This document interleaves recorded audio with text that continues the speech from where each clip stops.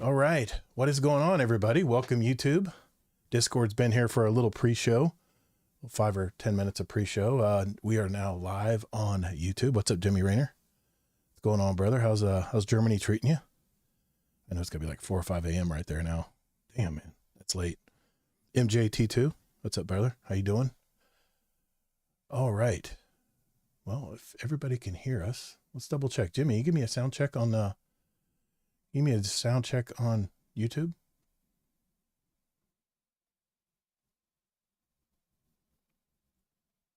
Okay, I'm hearing myself, so I can hear myself good. Thank you, sir. Appreciate it. That's using my audio tech. Perfect. Ooh, torn foot. Not good. Not good. Yeah, everything's torn in my body. Anyway, yeah, we'll just leave it at that. All right, here we go. Let's do a podcast. We go 3. Yep, 3, 2, 1. What's up, Guardian? Welcome to episode 294 of Guardian Downcast. I'm your host, Todd the GATR, and I'm a Day One Guardian who loves gaming and especially the Destiny franchise. We're the podcast that's all about your stories, your community, and your destiny. This week, I have my co-host, Kingsleymac, with me here again. How are you, sir? I'd move my mic there for a sec. For those of you who may have not discovered our podcast and are new to visiting us tonight, we are a weekly gaming show with an emphasis on the Destiny franchise, but we like to sprinkle in a little entertainment, other topics of discussion relating to our hobbies from time to time as well, especially on our roundtable episodes at the end of the month. But we have been producing audio episodes for nearly 6 years now, and we've decided to do the YouTube game, do the live shows, and do the live video podcast. If you guys can deal with this, I'm good with it. So, but we now produce a live version of our show on YouTube and our Discord stage. And if you're saying Discord, what do you mean Discord? That's our server. We have a very inviting server in our Discord server, and it's discord.gg/Guardian Downcast if you want to join in and join us live there as well. And of course, you can go to any of your podcast apps out there or guardiandowncast.com to listen to any individual episodes whenever you want. It's all there for you. Whatever content you guys want, it's right there for you. In this episode, we're actually going to start the show with our usual catch up. And then next we will I'll share my Trials of Osiris experience from this past week. And I've heard some feedback around the Destiny community that I'll also mention. The bulk of the show today, though, will be about that Bungie live stream that some of us saw this past week. And man, there is a lot of information that they laid on us, and it sounds pretty good. I'm pretty excited about all this. There's also additional, more picturesque details to it in this week's TWAB. So afterwards, we'll share anything pertinent to the live stream and to Act 2 coming next week, by the way. We'll do that afterwards. Finally, we have some questions from our community that we'll answer. And if you in the chat in our YouTube channel or in our Discord live stage channel as well, if you guys have any questions for us or you want to give some input as well, be sure to chime in. That's what we have our live show for, is to talk with you guys while we're making a podcast. And then finally, after we answer questions, Mr. Lazarus the Lich, Better Call Lazz, stopped by us just to say hello. So we'll see what he has to say as well. It's an info-packed podcast tonight, and Kingsley and I, like I said, are going to try to cover it all as efficiently as possible. So yeah, so if everyone's ready, let's roll.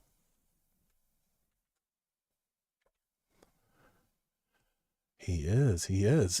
Well, it's been an eventful week, that's for sure. But let's start with you, Kingsley, before we get into our topics tonight. What have you been doing this week, man? Okay. Thanks, everybody.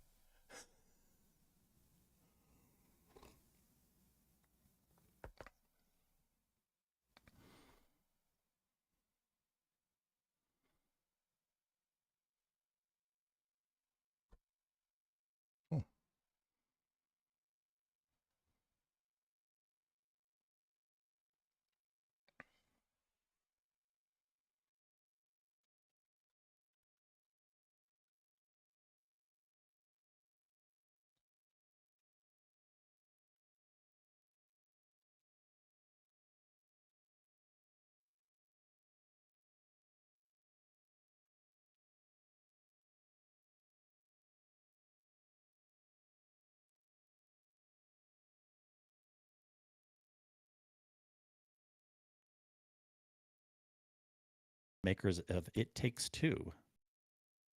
I don't know if you've heard of that game, It Takes Two. Probably I have. it. I saw it in. I think it was in the. I saw it in the. I saw it in one of the things, but they live stream couldn't hear you. I had you muted accidentally. Sorry. People in the Discord could hear you, and I could hear you, but people in. Go ahead, continue. All right, and basically, it came out today, and excited to play it. Downloaded it on my PC, and then have it downloaded on my wife's PlayStation, because it's also cross-play, and you can do together couch co-op split screen, or you can do remote room couch co-op where it does split screen too, and of course you can play it with people across the world also. So I will get going into that, if not later tonight.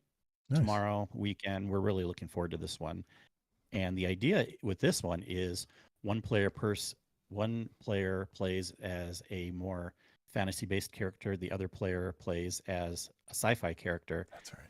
And the worlds, I hear, are just amazing. That looks fun. Nothing but good praise so far with that game. It looked good when I saw it, and it's been out. It's been out over a year, right? I think it's been over a year.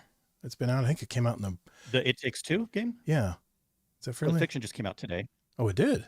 Oh, yes. Okay, sorry. Yeah, it's okay. Yeah.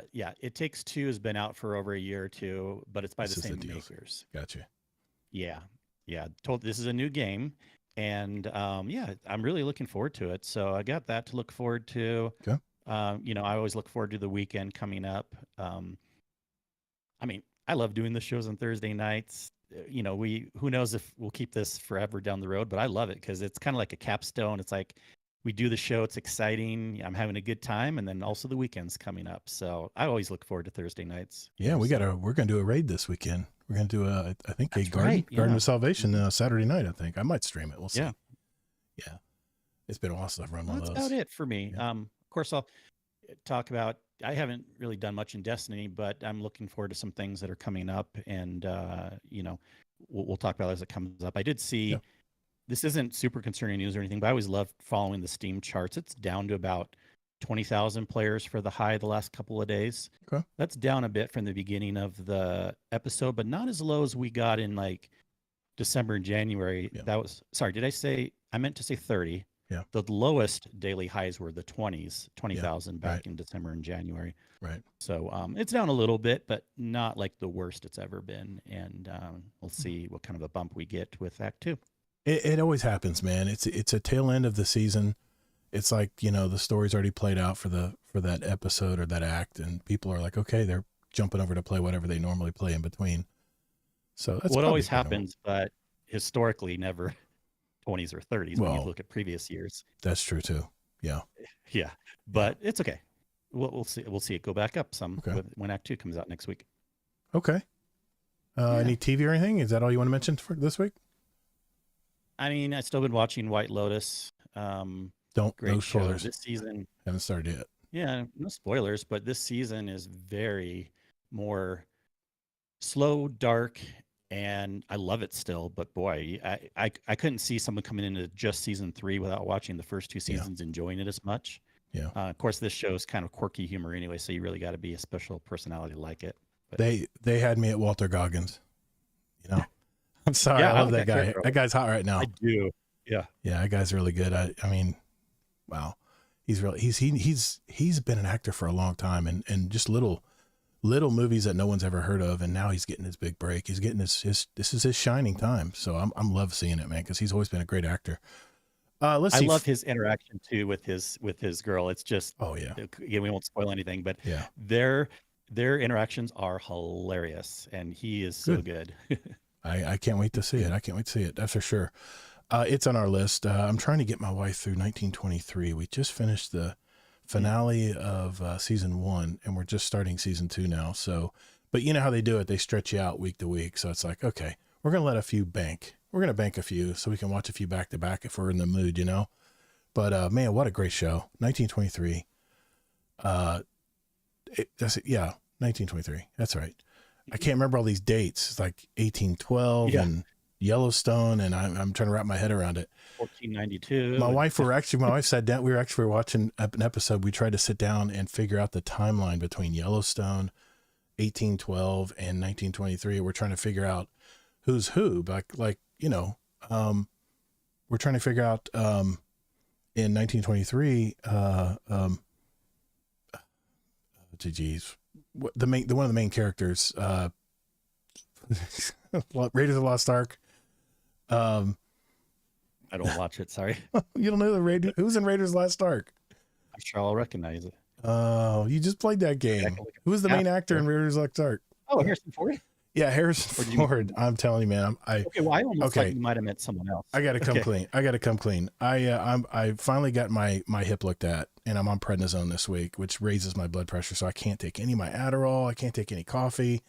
So I'm a few quarts low tonight, guys. You're just going to have to deal with it. So I know, Jimmy. I know exactly. It's all good. Hey, Jimmy's like, bro. We'll give Todd the answers, and we'll give him a cheat sheet in the chat. You go. Chat needs to just have a where they can hear me ahead of time and just whisper in my ear. No, he's the uncle. If you watched 1812, he's the uncle of the dad in 1812 that carried on.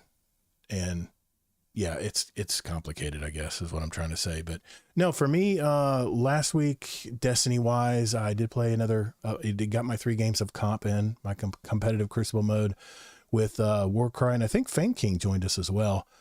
We finished our 3 games. I got the weekly drop with the new battle rifle, the Redrix S-Stock, which I got an okay roll. Being that this rifle is getting nerfed, and we'll talk about that, I'm not really crazy about my drops. And of course, another pretty lame drop. Really nothing to report this week. It wasn't anything great that ever since week 1 when I got my really good roll. The weapon everyone should be going for right now, though, in the Crucible is the new Heavy Burst Void Pulse Rifle that has some amazing rolls for PvE and PvP. And of course, I'm talking about the Joxer's Longsword. Even if you're not a big Crucible fan, the PvE configurations are outstanding. And one roll I'm still looking to get, which is basically a legendary Graviton Lance, is Dragonfly and Destabilizing Rounds. Or you can get Dragonfly and Demoralize, which does the same thing. It weakens when you get precision hits. So that's the role I'm still trying to work on getting. I will keep playing my 3 games of comp though, because, I'm a pulse rifle nerd. I want to make sure I get every chance I can to get it. As far as other parts of Destiny Heresy, it's been a light week for me. I've had a lot of doctor appointments and work never lets up. It seems we're just cranking up here in Florida. But I did want to mention, I did play Trials of Osiris again this second week of the revamped game mode. I again played with no volume. I was watching YouTube videos on a restful Saturday night. I think I played at 11 p.m. Eastern, which is usually not a good time to play. And I finished at about 12:30. I have to tell you, I had nearly the identical experience that I got a 5-win streak for the week. I went to the lighthouse, got 3 Adept Aisha's Care Heavy Burst pulse rifles, which one of my favorites. I got a Trials memento, tons of weapon and armor and golf balls, Trials ciphers, but I literally just rain loot from the lighthouse chest. Not to mention that every game that I played, I either got a Trials Engram, a piece of armor, a weapon, enhancement prisms or cores. I mean, no one really loses here. I mean, even if you have had the worst times playing this, you're still getting tons of loot every time you play. But there is an article that just came out last week I caught, and I just wanted to share it here real quick. It was from Jarvis the NPC. Interesting name for a pen name for a writer. And the title was Destiny 2, How Trials of Osiris is Turning Guardians into Casualties. And what they said here was, Destiny 2 has once again opened the gates of chaos with much anticipated Trials of Osiris, the weekly PvP spectacle that brings players together, blah, blah, blah. We already know it's been redone. The matchmaking woes are what everyone seems to be complaining about here. They say the recurring theme in the discussions among players is a significant frustration surrounding the matchmaking system. One user lamented, "Ladies and gentlemen, let the death spiral begin," indicating that a negative trend has been set. Players felt as though they were being thrown together into a blender, resulting in some sort of chaotic cocktail of skill levels. One particular user grimly stated, "Noob trash has no business in the playlist. Dead weight teammates." reflected a broader sentiment that many skilled players resent being paired with less experienced teammates. It's like trying to lead a 3-legged race with someone who doesn't even want to run. Boy, that's harsh. The matchmaking system's performance variability has left many players confused and angsty, leading to comments like, wow, I hate this map. Also, is Friday night Sweatfest? And for the record, yes, Friday night is when all the streamers jump in and play. They're doing their carries. Usually you want to play at least in the middle of the weekend. That way people who've gone, the way it happens is once they go to the lighthouse, they get thrown into another pool, and you play much sweatier players, by the way. So you really never want to play Friday night if you're a casual player. Wait for Saturday. Saturday night would be much better. Even Saturday during the day would be much better. But they did say that while some seasoned Guardians flourish, others feel like they're being putting in the effort only to be set up by failure. Or as another insightful comment put it, I think I just got paired 3 games in a row with the most casual players of all time, a bitter pill for competitive players. Now, the big complaint this weekend was the map. He says, now let's talk about the map, or should I say the crater of despair. Players' frustrations spotlight the current map identified in the discussion as Solitude. For those who play Crucible know what I'm talking about. With some saying it's the worst map ever, but made behind the Exodus Blue. Players are finding this battlefield infuriating. It punishes those who like to play cautiously and strategically. Dreams of glory turn to nightmares as one fumed. If I see my pair of teammates running down that hallway zone one more time, I'm going to blow. And I felt the same way, by the way. Here we witness a classic case of blame shifting. The players who run into fights without volleys. Some players, however, found amusement, even in the nightmare that is Solitude. They relished it, perhaps reflecting on the madness of it all.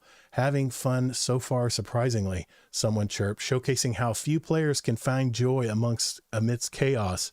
But let's be clear, the dominant vibe is resentment.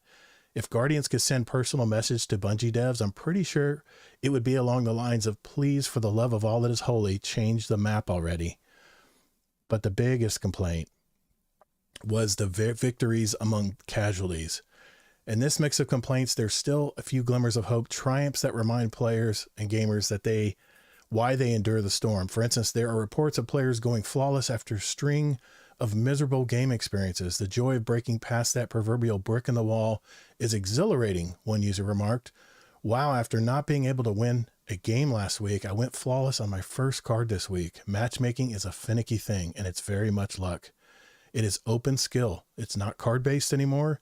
It is the luck of the draw. And maybe I just got lucky again this week because I did pretty well. It seems that amidst the chaos, even the most despairing of players can taste victory and reflect on their joy from hopelessness to triumph. However, just as soon as one triumphs, the Grim Reaper of unfortunate matchup strikes again as another player revealed their journey to victory snatched away with 8 losses in a row post Lighthouse visit. That's the extra pool I'm telling you about that you get thrown into once you go to the Lighthouse. I got my 7 wins, but after going to the Lighthouse, I couldn't buy a win. Lost 8 games in a row. WTF, they quipped. It's like a cruel cycle of victory and defeat, an emotional roller coaster that guarantees at least one twitch of despair per play session. Well, there's a little bit more in this article that they mentioned, but the main thing I wanted to mention, the map was very difficult.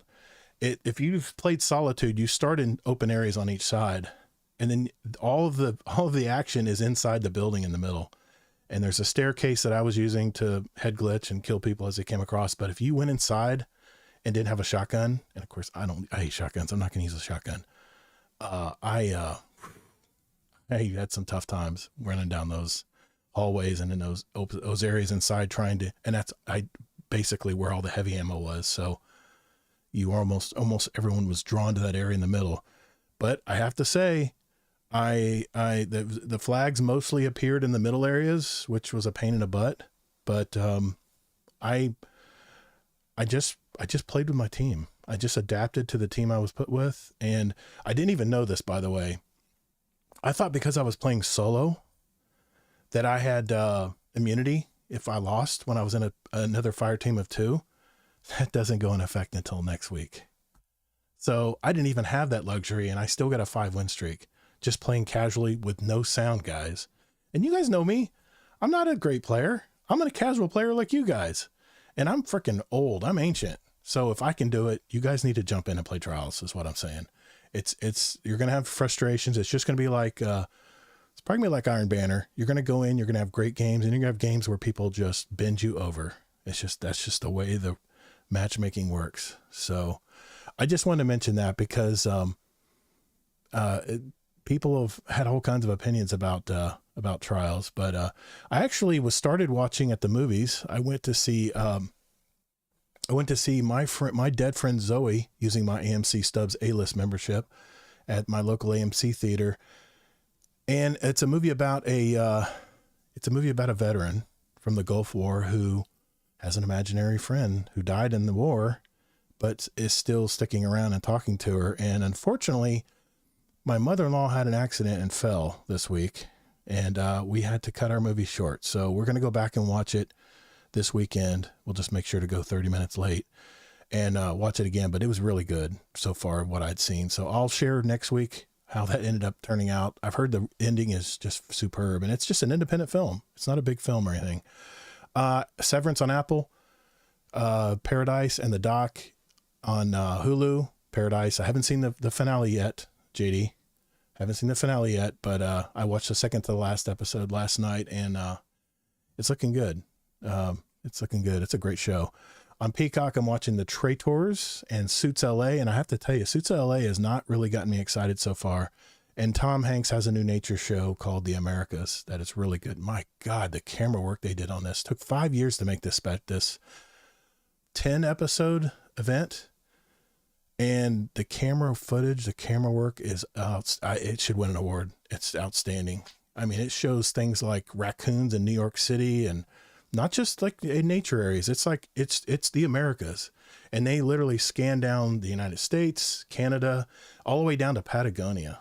I mean, that's all the Americas, right? So I'm looking forward to continuing to watch that. That's going to be very good. Of course, after tonight's show's over, I'll be watching the next episode of The Pit. That's with 2 T's on HBO Max. And for you Star Wars nerds out there, just a reminder, Andor season 2 comes to Disney Plus on April 22nd. This is one I cannot wait to watch. And I've already been confirmed there's 12 episodes. So I am so looking forward to that show. So other than that, you have anything else you want to add? Any comments, Kingsley? Well, just on the Trials thing real quick. Yeah, I mean, as far as having a bad map, that can happen. Yeah. That's happened a million times in the past. Mm-hmm. But as far as matchmaking, I guess it can bring up the age-old discussion of if there's always going to be certain people that prefer, skill-based, other people that prefer open drop-ins. And with either system, there's going to be some luck involved no matter what, like you said. I mean, no system is entirely perfect. So you could have like skill-based and then still get a crappy matchup or a good matchup. You could have open card and get a really good matchup, because if you're the player that's not as good as your other two, you're probably loving it, but maybe they're not, right? Right. But I guess as long as you're winning the games, then, and if your other two players are not, or your other two players are better than you, then they're going to be okay too. Yep. But I don't know. I just, the population did go down some. I saw the week before it was up to 63,000 for the high. And then this last weekend, 45 was the high. So you must have gotten more of the luck side if I guess people were complaining, because with population down, that's going to have a little bit of a factor, of course. And less players. Who knows how everyone's playing and stuff. I think it was a really good idea still that they did this Trials revamp, but probably population's the biggest thing that they got to keep going for it to be effective. And do you think other people you've talked to, forget this article for a second, or maybe people in the chat let us know. I do we think that the drop-in system is better than card or matchmaking? Well, I will tell you this. I think it was Grackle, which he plays a lot of Crucible, but he's probably more of a mid-tier player, and he went to the Lighthouse. He was real excited about it. His first time ever went to Lighthouse. I think he talked about it in our Discord. So I think people have to get past the intimidation factor and just jump in and play. It's just, think of it just like Iron Banner. You're just jumping in. Yes, you got to go get a card, the Lighthouse card at at the vendor in the tower, which is never remember his name. Over there in the hangars. I'll think about it after I'm done. Yeah. Saint 14. Thank you, Zombie. God, I need someone to help me. I need another earpiece tonight for people to give me terms. Just not on my meds tonight. But I think, I mean, if I'm going in playing with no sound and I'm getting to the lighthouse in an hour and a half versus playing like a whole weekend like I would normally have to play to get to the lighthouse, I'm telling you guys, it's not that hard. Yes, you're going to have bad games. But I am gonna put a video out. I've already decided. I've already got footage from this weekend, this terrible weekend everyone keeps talking about. I got tons of footage, and I'm actually in the next week or so, I'm going to release a video just showing people real gameplay and what to do when you jump in with a team of 2, how to act, how you should be playing. I'll even show mistakes I made and don't do this and things like that. I just think it'll be helpful to people. I don't put videos out there to get views. I put out videos out there to help our community.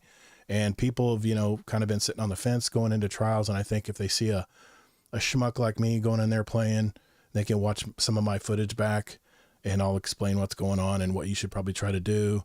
If that helps someone, even just one person, it's worth it to me. So look for that coming out soon. So real quick though. Yeah. The question I had, and of course, it is easier to get to the lighthouse either way because they did 2 things. They changed the matchmaking plus the cards. You don't have to go flawless to go to the White House. You don't. The lighthouse anymore. Hey, similar views this week. So, and I know it may be too early for you to say, but just a base opinion, regardless of these 2 weeks, Yeah. do you think in theory having the open drop-in is better than Absolutely. a more skill-based or card-based? Okay. Absolutely. I hated card-based because the closer I would get to thinking I got my 5 games in a row, I got my 6 games in a row, here we go. And then bam, you'd hit a wall of just sweaty, cheating players. You'd hit everything, man. It's like you actually entered the arena where all the shit was going down. So all right.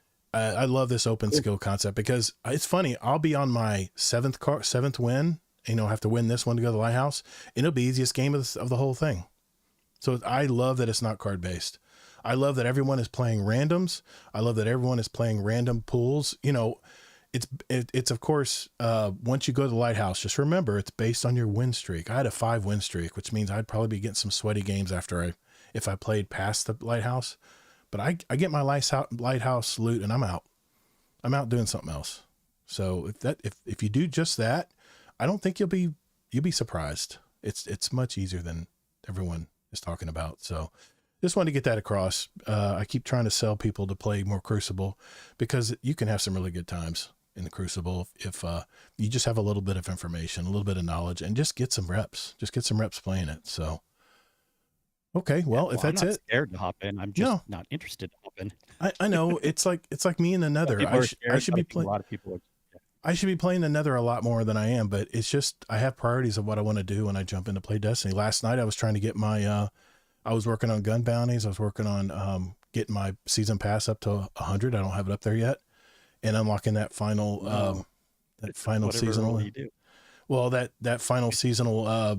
Artifact I haven't unlocked yet, that 12th slot, so I'm trying to get that done as well. And at the same time I was getting my my catalyst for the heavy linear fusion rifle, because everyone keeps saying the Queensbreaker is so good in the new dungeon. So I'm like, okay, so I've been trying to work on my catalyst for it, and I'm like at 70%, I think.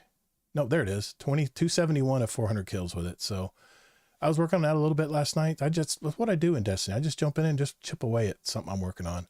I even have a post-it note up here of things I want to try to knock out when I do jump into Destiny. So it's just the Tomb of Want and all that stuff. I just haven't gotten really into that.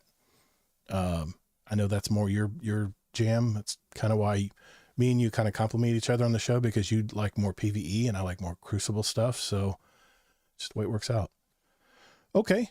Well, I think we've got everybody caught up on the week. Let's turn to the Bungie live stream that they had. But first, we'll need to take a small break. Right back. That's just for the podcast, so I can cut it off and put a transition in there where it sounds nice and smooth when we go into it. So, how you want to handle this, Kingsley? You want to jump in? You want me to get it started? I mean, I can, if you want, I can kind of slowly go down the list, and anything you want to like butt in. It sounds great to me. So That's fine is by that me. how you want I it? tell you what, I'll make you a deal. Okay. You go over that part, and I'll do the finishing touches on the TWAB. How about that? Sure. Good deal. Excellent. Okay, We'll make it work. Let me get set up here where I need to have it. Actually, I do not like that screen. I'm going to go for a different screen here. Hold on a sec. Just a cool little adjustment here. I hate when stuff doesn't have a dark mode. It just drives me bananas. Here we go. That's a better article. Okay. I know. I'm like having to turn down brightness. Yeah, I can't stand it back in my face. I've already got lights all around me. So, okay, here we go. 3, 2. All right. Now that we're going to get into the live stream, Bungie had a live stream this Tuesday at Reset. Actually, it was right around Reset, and they talked about Act 2 coming up. They talked about the future, Act 3, and maybe even beyond. So, I am going to pass the talking stick over to Kingsley. He's going to go over the high points of the live stream, and then in the TWAB, I'll kind of bring it back in with more particulars. All yours, Kingsley. Thank you. Yeah. Yeah, it is interesting that they gave us some tidbits about Act 3 also, and I'll go down the list kind of when we get to those. Some speculation is there may not be a live stream for Act 3. I don't even know if there needs to be, because remember, Act 2 is only 3 weeks long. 3 weeks. And then we're going into Act 3. So that's probably why they gave us some information on Act 3 also, but we will see. Maybe we will get another one. Okay. Anyways, starting off, they kind of introduce, there's a couple of like extra credit points, but some of these will be mentioned in better detail in the TWID, so I'll hold on that. Okay. But Act 2, we are getting for our seasonal activity something called the Court of Blades. Now, anyone who's played Destiny 1 may remember Court of Oryx. Did you ever do that much, Todd? Oh, absolutely. Played a ton of it. Remember what that is? Okay. I lived on the Dreadnought in Destiny 1. Yeah, me too. And again, coming into the game on Destiny 1 after Taken King came out, not too far after. And once I found out about this Court of Oryx area in the middle of the patrol and this cool thing, I was like, wow, this is fun. And you would just kind of match up with randos. And then I remember it taking quite a while to be able to pass the highest level. I don't know if that was more a skill issue for me or the people I was playing with were just not as good, but then eventually it got a lot easier. But basically the Court of Oryx, we always talk about this, but that's also the area that they drop you into when you start the King's Fall raid. That's the area you can also see in the Nether, that middle area. Well, now this is how I got introduced to it first. Like when we're starting the raid and we dunk those things in the hive statues, before that little platform area where all the enemies are. Well, how that worked in Destiny 1 is there's things you interact with there to have different activities you would play from a level 1 maybe to like a level 4. I forget what the exact wording was, but they'd have easier up to harder. And a lot of times it was kind of like, what was that activity in the Dreaming City where you'd have to like purchase or have a token for the higher level? So you would hope that you or one of your rando teammates would have a token. blind well? Yeah, it's kind of like the blind well where I don't know if they're going to still do it this way now, but you would have to kind of work your way up to and get tokens for the higher levels. And then whoever had a token for the highest level could slot it in, and then the hardest boss would come out. I remember from the Court of Oryx, I'd be around doing bounties, doing patrols and doing bounties because I love exploring every inch of that place. And I would hear someone launch the Court of Oryx. I'd go, oh, okay, let's go help them out. It's usually be someone by themselves, and they're like, you can see them dying time after time after time. That's the memories I have of Court of Oryx when we play. Now I played Destiny 1 a ton. So yeah. Yes, this is very similar. Yeah. It's a 10-minute activity is what they're saying, right? Yes. 10 minutes. Basically a shortish activity, going to be kind of a chill thing. Basically what happens is you start in the Court of Oryx area, and then you'll get stuck into other layers of reality. So they can take you to Io, they can take you to other places. So this is one of the first times Io's coming back in a small faction. Again, adding to my point that on the topic we had last week, the data is not deleted, people. Bungie just can't practically bring Red War back instantly, especially for a lawsuit. But if the data was deleted, then IO wouldn't be coming back either. And again, it's not all of IO, it's just a little arena. But every time they bring something back, it takes a fair amount of work to recode it to work in our current system that we have. About shorter than Nether, about 10 minutes, go to different planets. it will continue to have like these roguelike elements where kind of like the buffs that we get in the Nether, but they will be different types of buffs. So that'll be fun. We can experiment with that. Like there's going to be things where we can get like a hive sword or other fun things, or something where like you have, if you do a finisher, not loot, but ammo drops for you and all your teammates, like a bunch. Like so, some new little buffs and things, that roguelike elements that we haven't had yet. And they will have an expert mode too, where you can get adept weapons. That does go on to the next topic of 4 new weapons coming out. Yes. And they told us that this activity will be the best place to get them, but it's not the only way you can get them. But as normal, seasonal weapons are easiest gotten in the seasonal activities for multiple reasons. They drop tons. You can focus everything. They drop like candy for sure. Yeah. So one of the new weapons is the Refusal of Call, a Strand Adaptive Glaive, Anamnesis, a Void Lightweight Bow, Division, an Arc 2-burst sidearm. That could be fun. Yes. And then Afterlight, a Void Adaptive Fusion. I'm also looking forward to that one. Yeah. I know it's probably early to say, but any stand out to you? Of course, it's going to be the sidearm. I love 2-burst sidearms. Even going back to, what was it, the bronze something in Forsaken. There was it was the first 2-burst they introduced. Bronze, I probably got one in my vault. But yeah, it was a 2-burst, and I've always had fun using 2-burst sidearms. They're always a lot of fun. Heavy burst. Yeah. And don't sleep on the fusion too, because remember, fusions have a little bit of a buff with the artifact. Yep. So brass attacks. I still have one. Yeah. All right. 1 second here. Okay. And then they also confirmed, which you already kind of knew, but they confirmed that there will be additional content in the exotic mission that will, of course, allow us to finally start working on the catalysts. Access to the first 2 catalysts, they said, Target Lock and One for All. So that'll definitely make the weapon a bit more interesting and better. So it'll be nice to finally start working on that to see if we want to actually keep using this weapon or if it's just a novelty. Right. It's a pretty weapon. Don't get me wrong, but I just haven't used it a whole lot. So many options.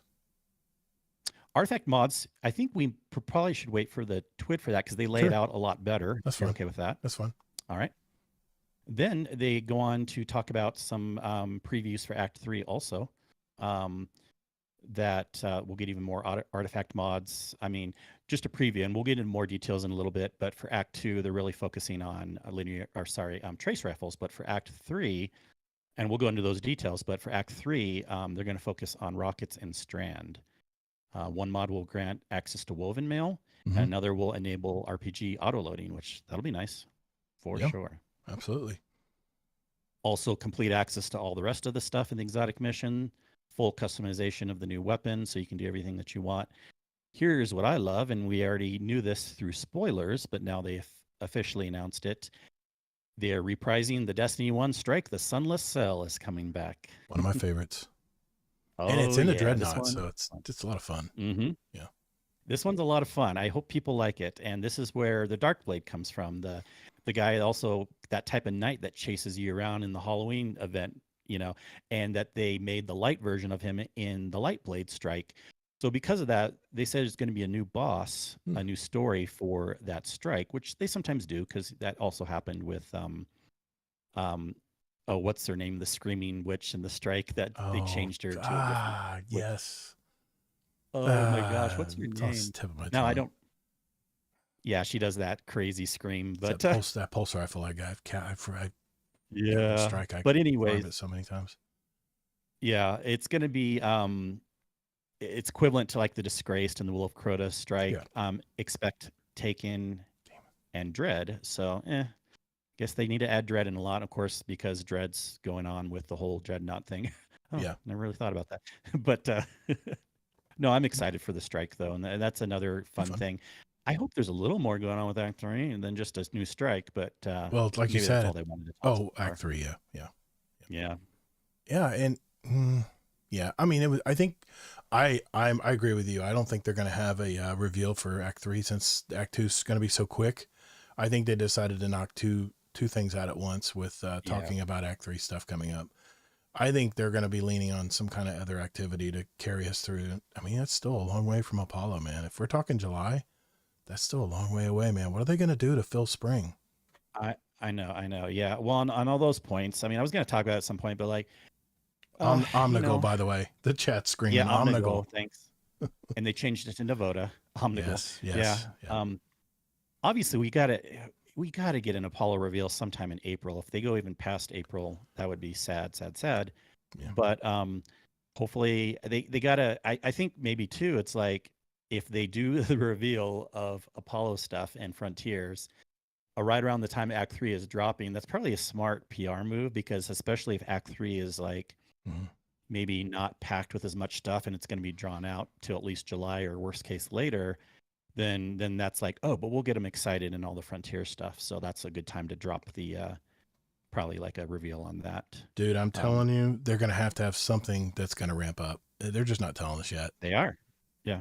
So they're going to have something ramping I'm not up. Counting on anything super exciting, but they do need to. And they're going to have to. They got to get people hyped to buy that next DLC.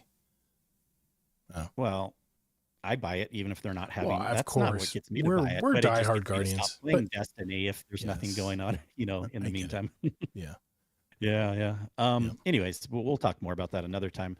Yep. I remember that. Yeah, I remember of course, I remember that too. One of my favorite. That was things. Great things. Those exotic swords in D1, like a hard version of the strike. Yeah, it was part of the whole exotic quest. You had to collect those calcium fragments. Remember that? Yeah, it was annoying leading up to it, but when you get in the strike for the last part, you had to rely. You would want to go in with a team of 3, because if you had to rely on matchmaking and randos, which you could, they grief you. Well, it's not even purposely necessarily, but people are fighting against different ones that they wanted to go for. Yeah. You were going for Void, Arc, or Solar. Yeah. So unless you messaged them or something. There's no messaging back then. That just did. Well, there is. You remember the frustration? I think I would wave. Really I think I would shoot like a. I think I would shoot like a Void weapon or something is what I did when we were down in that dark hole. I'd be like, I'm going for Void. I'm going for Void, please. And of course, everyone else was going for something else. You should just go in with a team. That's like any kind of exotic mission. That's kind of funny that that one was like a match made type of situation. Usually they aren't. Anyways, for an exotic mission, I agree. Yeah. One thing we do know that we'll be padding out Act 3 is a pretty cool thing, a new free activity called Rite of the Nine. And basically, this is a dungeon-based event. It's not exactly something like Pantheon or Onslaught, and this isn't. I still think they should do something else in Act 3. Hopefully this isn't it. But even if this is it, it's a pretty cool thing what they're doing. So basically they're focusing on 3 dungeons. It's a limited time event. I hope that this will keep going in other aspects down the road. But the 3 dungeons they want to focus on, I guess also because of 9-based stuff, of course they're going to have Prophecy. But they also decided Spire of the Watcher and Ghost of the Deep. Ugh. Everyone's going to have opinions on, are these the 3 best? Have they picked these or not? I don't even really care per se. I know some people are going to have strong opinions on that. At least they're doing something. The exciting part is what they're doing, if you haven't heard yet, is they're going to have different modes of it. And then I'll talk about the weapons and stuff. Sure. And this is so cool. They're going to have different modes that you can go in. They can have an explorer mode, which is basically an easy baby type mode. No offense to it. I'm not saying that like if you're not a good player, but like maybe if you're haven't gone into dungeons yet or don't know what to do, you could even go in solo on explorer mode, kind of get a feel, a lay of the land. It's intended to help you learn dungeons. There's no darkness zones, no hard wipes, so you can just die over again. And mechanics will have little pop-up tips to explain how they work, like Arctrician or whatever. And there's also waypoints they add during traversal sections too, so in case you're a little bit lost of where to go. Here, Excellent idea. Remember, I'll set you up. No. I'll set you up. Hey, Kingsley, I'm curious. I think in Guardian Hub, didn't you mention something about this a long time ago? Yeah. Sorry to go too fast. I have, and I'm not the only one that's mentioned this, but no. And obviously, it's going to be a lot more work in raids, but wouldn't that be amazing if all the dungeons and all the raids always had an easy mode? Even if the easy mode was just no wipe mechanics, right? That'd be great. Even if it was only that. Yeah. It can help people, and you obviously you're not going to get as many rewards. You shouldn't on the easy mode. You'll get some rewards, but Yeah. I think that'd be great. I think they should. I think they're testing it. If you ask me, I think they're testing this. Oh yeah, they They're going to probably see are. it. But then the hard thing, we've seen this a million times. If they're just testing it and it's only 3 dungeons, I mean, they were testing Pantheon too and stuff, and nothing's come back yet. I mean, are we going to wait a whole another year and then just be another 3 dungeons and it's limited time again? I want this to stay as soon as possible. Yeah. So hopefully they're going to this will gauge the not numbers. be- They know. They Yeah. know. They know what we do when we play. They know where we go. They know where we hang out a lot. And it'll be in patrol zones for me. It'll be red hot. But yeah, they know where we play. They'll gauge it. They'll see how many people engage with it. And if people engage with it, they'll say, okay, this will be part of our new player experience. We'll help out.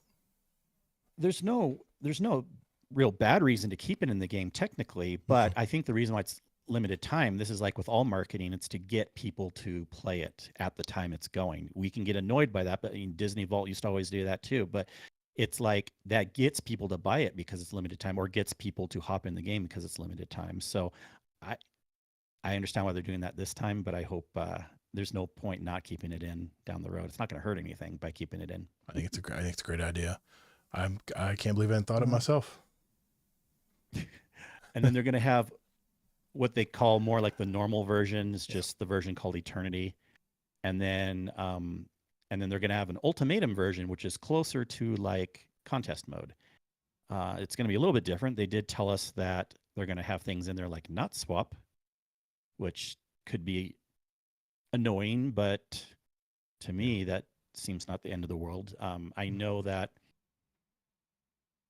a lot of players that care or need to care about those type of things and optimizing stuff, it's like, oh, we got to do this and this and this and swap to this at the last second and have 10 more pieces of ammo, and it all makes sense, but you can in theory get that done without that. That's more just like contest mode. So I'm kind of glad they're adding not swap in a way, because it gets people to play a little more normal, in my opinion, on a harder mode. Yeah. Sorry for anyone who takes offense to that. And then, of course, that's where you can get the adept weapons and such also. Right. And then, of course, they have the crazy mode too. So that's the one I just mentioned. Yeah. Yeah. I don't know. I like playing it. I want to experience it. I don't really need to put excess difficulty on myself. I just want to get the stuff done to get the loot. I mean, that's always been the way I play. Yeah, that's what's perfect about this. There's 3 different, and that's why raids should have had 3 modes for a while too, like they had in Destiny 1, because some people want the easy mode, some people want the harder mode, and some people, which is kind of normalish mode, and then some people want the expert mode. So here we go. You listening, Bungie? All right, on weapons. This is one of the big reasons they're doing it also. They are really going to focus on this, because one complaint that people have on the PvE side of the game is that dungeons, out of all things, are the worst spots to get a weapon that you want, for multiple reasons. Raids are way better, because in dungeons, often a weapon will only be in maybe like 1-ish encounter, sometimes 2. And there's often dungeons only have 3 encounters. And so, and you don't have the option for like like in raids, you have the extra chests at the end and everything like that. So what they're kind of doing with this is like, okay, we heard you. We'll make dungeon farming better. So what they're going to do is they're bringing in 12 guns, 4 from each dungeon, have been, first of all, reprised with new perks. So that's always good. Get people excited in some new perks. And they're described as juicy. Good perks, hopefully. You can attune yourself to these guns. So again, focusing. This worked really good with Onslaught. It's working really good this season with the Tome of Want. And you can attune yourself to those guns to increase their drop chance. And then you can work on these. And reprised weapons will also have a prophecy-themed aesthetic and include a second origin trait, Gravity Well, which reloading this weapon attracts nearby ammo bricks. That sounds fun. One last thing, each week we'll focus on a different dungeon, which players must complete in full. So I assume this will go on. I'm hoping for at least 6 weeks, because then each dungeon you could do twice if you wanted. Right. Well, I thought you can farm this, it sounds like, either way. But I don't want to, in case there's a dungeon you don't like or you don't care about those weapons, it'd be nice to move on to the next one a couple times. So Yeah. and then there's a couple just real quick last things before we move on to the whole extra topic. Rite of the Nine will also have aspirational rewards of like 5 emblems, weapon skins, and a seal and a title. So just a few more things for people that care about all this.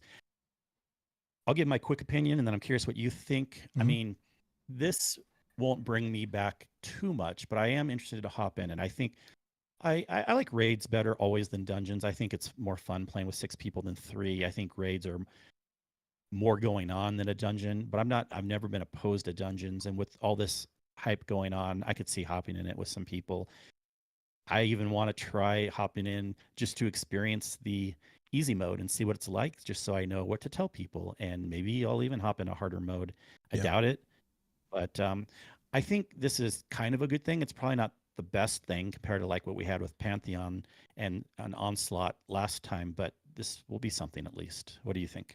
I'm excited. When I saw it on the live stream, it definitely are copying the old Trials, the old Trials area where the 9 used to be, and you'd go on different ramps up the spiral depending on how many wins you got that week. And it very much brought that back to me. Year 1 Destiny, Trials of Osiris, or Trials of something called something else. But Yeah. no, I smell a little bit of Into the Light here, because you can focus these weapons for drop-us, to get that drop for that weapon. But of course you're not playing, rounds and what do you call that one? Onslaught. The Onslaught. Yeah. It's what they say, it was like certain stories that you're playing with Rite of the Nine. What was it? Was it just like, what was the content? What was the actual activity you had to go into? Was it like a revised? No, the activity are the dungeons, but That's right. There's That's a right. social That's right. space. That's There's a right. social space where you Yeah. can Yeah. So those are the 3 modes do of the the dungeons. tuning, which is just focusing. Yeah. and Sorry. stuff, I was thinking, there's so many different, because Okay. I'm confusing it with the activity they're bringing to Act 2, which is the Blades of Oryx. Yeah, we'll talk about that. Yeah. later. So Mhm. yeah, we're going to get to that in a minute here. But no, it looks exciting. Now I know what this Curio of the 9 I keep getting in my inventory is going to be for. Be getting this Curio of the 9. It says, hey, don't worry about it. Just keep it in your inventory. I'm like, okay, fine.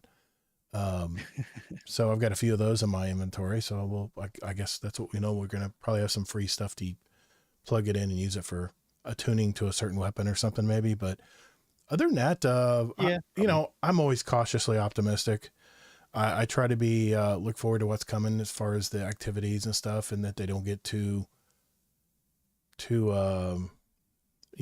worn out and tired after a while, but I'm going to play them all. Actually, I'm going to play everything. In fact, I've been wanting to get back in, and I tell you what, I hate to admit this, but there's a lot of dungeons I've only run one time.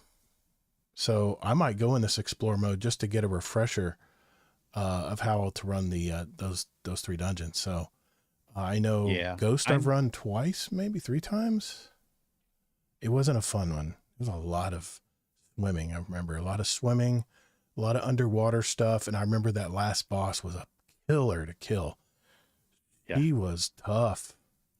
And hopefully they've adjusted that a little bit. It's not quite as sweaty.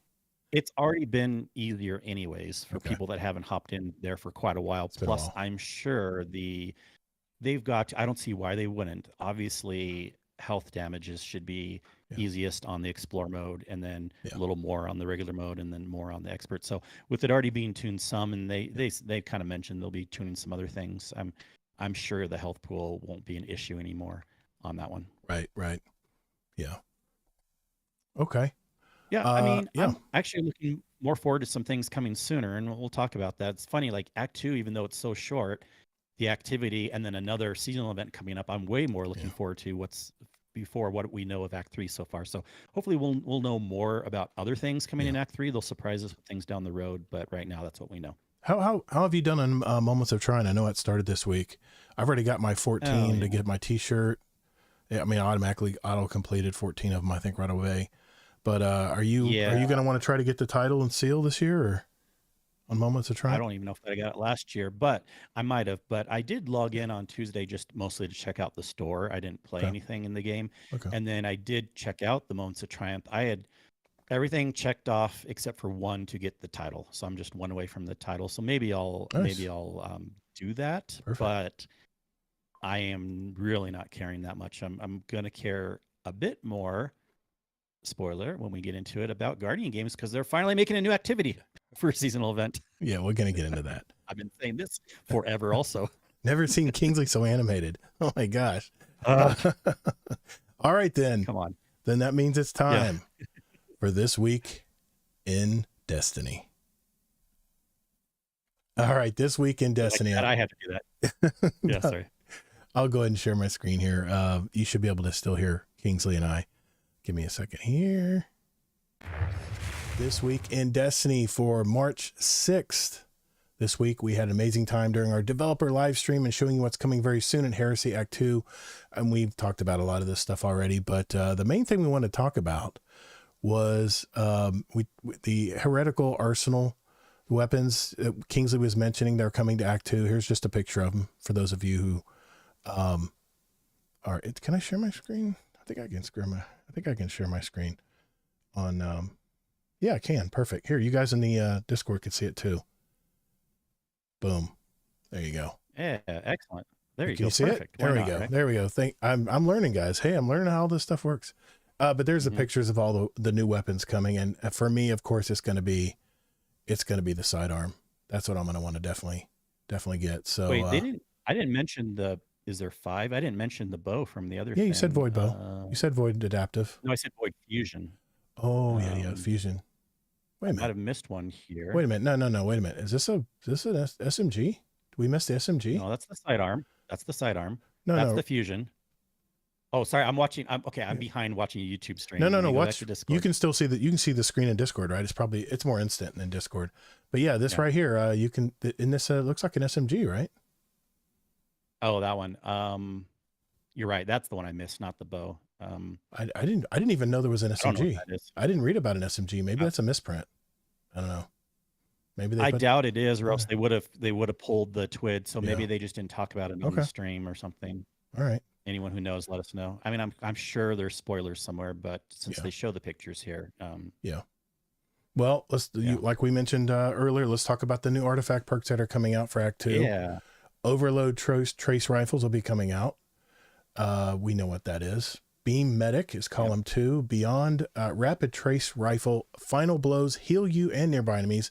That is fantastic because there's another one that does it. Don't we have wasn't there another one we were using that does that too? It was one of the 4th column. I think it was using a machine gun maybe. Or anyway, then you have elemental siphon, rapid final blows with a kinetic weapon or weapon matching your equipped super, create an elemental orb pickup. That's going to be good. And there's a boost involved there with other artifact perks. Harsh refraction. Trace rifles do more damage to targets afflicted by elemental debuffs matching the element type. So that's going to be good. And then limit break. Casting a super while you are critically wounded or have an elemental buff matching your super element grants a period of increased super damage. Yeah, our raiders are definitely going to have that hooked up. They're definitely going to have that one. I love all of these. And I love that they're leaning more even into trace rifles. On these arc builds that I've been loving, and let me tell you, arc trace rifles are going to be hot if you're on an arc build. And most Titans and Warlocks are on arc right now. Well, I can't speak for everyone, but that's what I've been seeing from friends. And so I might go back to Cold Heart for my special, or I might do one of the legendary arc trace rifles instead. But I'm really excited about this. I tell you what, for shits and giggles, I put on that arc build that we talked about a few weeks ago. And I was having so much fun. I had super all the time, and I love that new Sentry. That thing is badass. Yeah, and it doesn't burn your grenade. It's awesome. It builds up so quick too with the build that we put together last couple weeks ago. So overload trace rifles, and if you played Iron Banner a couple weeks ago, you'll probably have this little beauty right here. Well, you can use, of course, the Lodestar. That's already arc right there, ready to go. But Iron Banner had their version last week. Where is it here? Well, I have a funny story on another one coming out too. Here it is, right here. We'll talk about it. The Warlord Spear. It's not that one. This one. jolting. No, that's not it. I got another one. I got 4 of them. They're all spread out. Don't worry about it. From what I hear, the new one coming out is going to be even better for Okay, PvE fine. than the Iron Banner one. Where is it? Oh, I probably got it equipped. I got it equipped to one of my characters, probably. I guarantee it. I'm just laughing here. I knew this was probably going to happen because they're always making better weapons all the time. So Yeah. I really didn't need to be an Iron Banner that much because there's another one coming out that's going to be even better. I knew I heard you all the way across the United States smiling when I saw that. So yeah, that's fine. That's fine. I don't regret going in, but I should have been patient too because I'm like, will I really need this trace rifle? And then sure enough, not really. What is that thing you always tell me? Bungie wants you to try new things. That's why they're giving you this little emphasis here, emphasis to try to get this weapon. So, okay, looking ahead, we talked about the Rite of the Nine, the Sun Cell, the heavy metal game mode. Did you mention that? I didn't mention that yet. Oh, I'm actually kind of think this could be fun. There's a new heavy metal, is a new chaotic PvP mode coming in Act 3 of Heresy. What could happen if Guardians fought each other inside of Briggs and Drakes? This is a question we've been asking for years, and soon we'll finally have some answers. If you didn't catch it on the live stream, we are wondering how many movies of the week submissions in the future will have 360 no scopes of flying Drakes. The Briggs will be dipping, diving, ducking, and dodging around the map for success. Who will come in on top? Guess and find out. And the Drake tank does have like a boost where you can actually jump in the air with it. It's crazy, man. Yeah, it was in the live stream. It was. I couldn't tell how big the map was. Could you? Because I'm hoping it's fairly big. It's gonna have to be. It's gonna have to be big. Also, don't you think everyone's gonna want to prefer Briggs, especially because you've never been able to interact with them before? That's where I'm going. And it's like some cool mech thing. But the thing is from what I understand, it randomly puts a team in one and then a team in the other. Yeah. So that's going to be, do you see potential issues? I do. What if you're really wanting Brig and you load in as tank and then everyone's like, oh, I'm out. And then they leave. I think it'll be random. And I think you're going to get a lot of dodgers. A lot of people are going like, oh, nope, I wanted the Brig. I'm out. I'll try again. I know. You're going to keep rejoining. Yeah, that could be an issue. I'm kind of worried. Of course, it's going to be random, but I'm worried about that. But anyways, I'm excited to trying this out. It's a fun, way to just chill on the weekend with your friends. Chill and just probably get a lot of laughs. Guardian games. Here we go. And they definitely changed things up this year. It's that time of year again. Time to bank some medallions, earn some great rewards, and show everyone which class is the best Guardian. Guardian Games is back, and while everyone knows their class is the best, this is your chance to prove it. Of course, it's going to be Warlocks. Come on, man. Come on. We got all kinds of little tools we can use right now. But I got to admit, man, I'm looking at the armor pieces here for these 3 characters. I think I'm going to work to get all of them because they all look good. It looks like they're going after that Greek god type theme. It looks like Apollo, or not Apollo. It does look better than some years. I'm not really loving the Titan one, but then again, I don't really love any Titan stuff. Actually, that's my favorite of the 3. Oh, right on. Yeah. I like the wolf mask here. It looks really good. Or the lion mask right there. Yeah, I can. There we go. It's better. It does look cool in theory. Yeah, I can see a lot of people liking that. It looks good to me. I love that lion mask. Oh, of course, leopard, whatever. I'll get all 3. Now you'll be able to, of course, with 6,000 glimmer, or was it 1,500? 6,000 bright dust or 1,500 silver, you'll be able to buy the complete sets for each character. I don't know how I'm going to do it yet. We'll figure it out. A lot of big changes though coming with Guardian Games. With Guardian Games Nightfalls and focus activities not a part of the event this year, we've got something that will reacquaint you with some familiar foes and let you flex your god-killing prowess with a brand new activity, Rushdown. And this looks exciting, man. Yeah. Okay, introducing Rushdown. Rushdown is a boss rush style activity where you battle a series of bosses taken from Destiny 2 campaigns, seasonal story missions, and exotic missions. With each boss encountered and defeated, combatants in the activity increase in difficulty. With 5 total encounters per run, you'll have a time limit to complete each run. Great timers. With time added for each successful encounter completion. Completing encounters in a run will earn you rewards, with faster times offering a chance for more drops and higher quality loot. Yeah, that looks fun. That looks fun.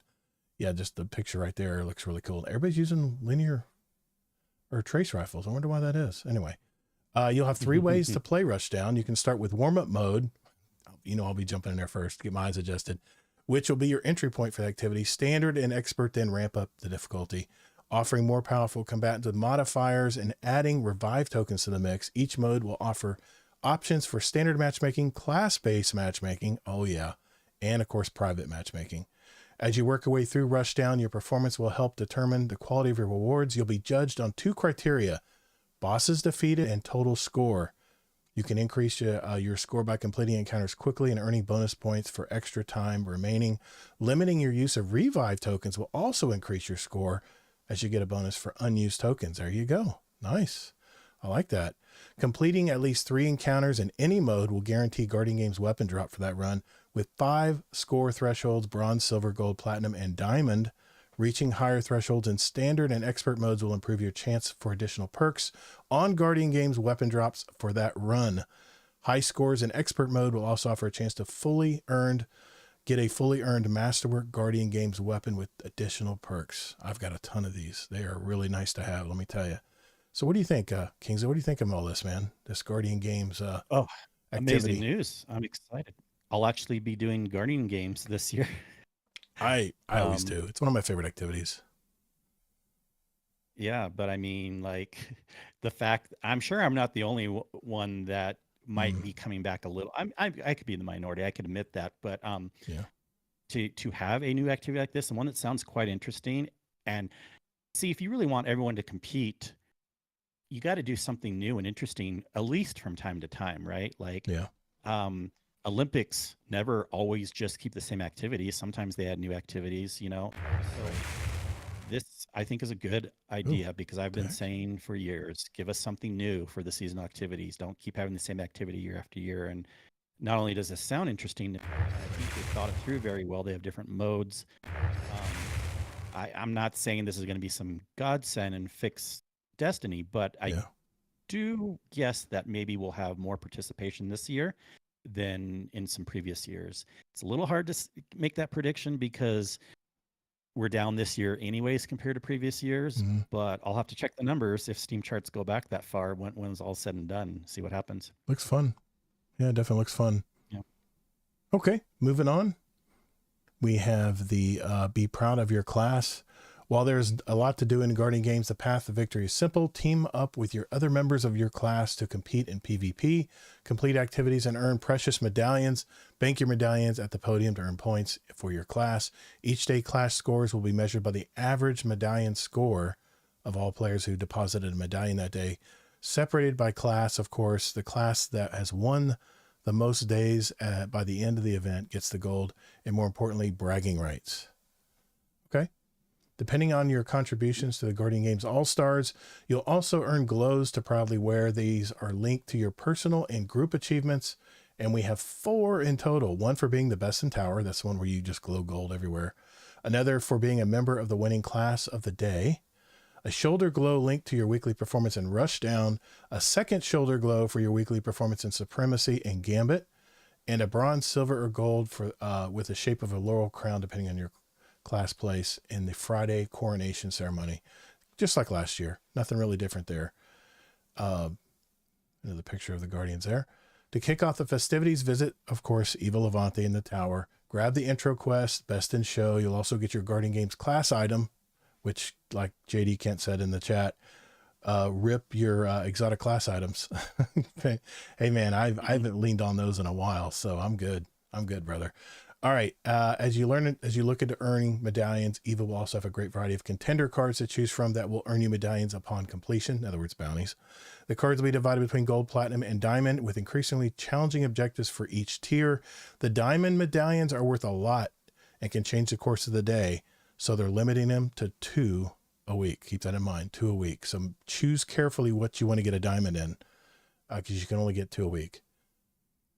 All right. Returning favorites. You'll have a chance to grab some returning favorite weapons. I think they said the skimmer is going to be back. I've had the skimmer on ever since I got it last year. It's the only skimmer I ride on. I have the one from Xur too, but my main character has the All-Star Vector skimmer, and I got it like black with the colors. It looks really good. Anyway, so you'll be able to earn that. They'll give you like a temporary one, but as you get stuff done on the quest, you'll be able to actually get it awarded to you at the end of the Guardian Similar games. to last year. Yeah. It's just like last year. Yeah. We have the Fizzle Games Memento available to earn again this year. You'll have the chance to earn, one anytime you bank gold, platinum, and diamond medallions. And last year they're pretty generous with them. So I have a feeling that hasn't changed unless there's a bug. Please don't let there be a bug. All right, Kingsley, the new trace rifle is coming on top of the renewed perk pool for Taraxipos, which I have a ton of those with multi-column perks. I love that. I love that rifle. The title and the Hullabaloo, which I also have multiple perks on that as well. We have one new weapon available only during Guardian games. All right. I'm going to call it the Kyranios, a new arc trace rifle that can roll with some strong combos that fit very well in our arc centric episode. Jolting feedback check, recycled energy check, rolling storm, of course. So it's a nice looking rifle. I'm looking at it here. It's really nice. There's a bigger picture of it, and nice and colorful. I'm sure Kingsley would definitely be going for this one. Well, not because of how it looks, but how it acts. Actually, Of I'd course. probably just put a black shader on it, anyways. But I'm telling you, the black with the rainbow, with the 3 colored, it looks really good on weapons. Yep. Yeah. Yep. It's gonna look good. Yeah, I'll go for it. I mean, even if they didn't make the new activity this year, I would probably go for it at least a little bit, just because. I mean, even though I don't care about weapons as much, if there's a category of weapon that I like, I'll go for stuff a little bit. But then if I don't get it, I never am disappointed. Right.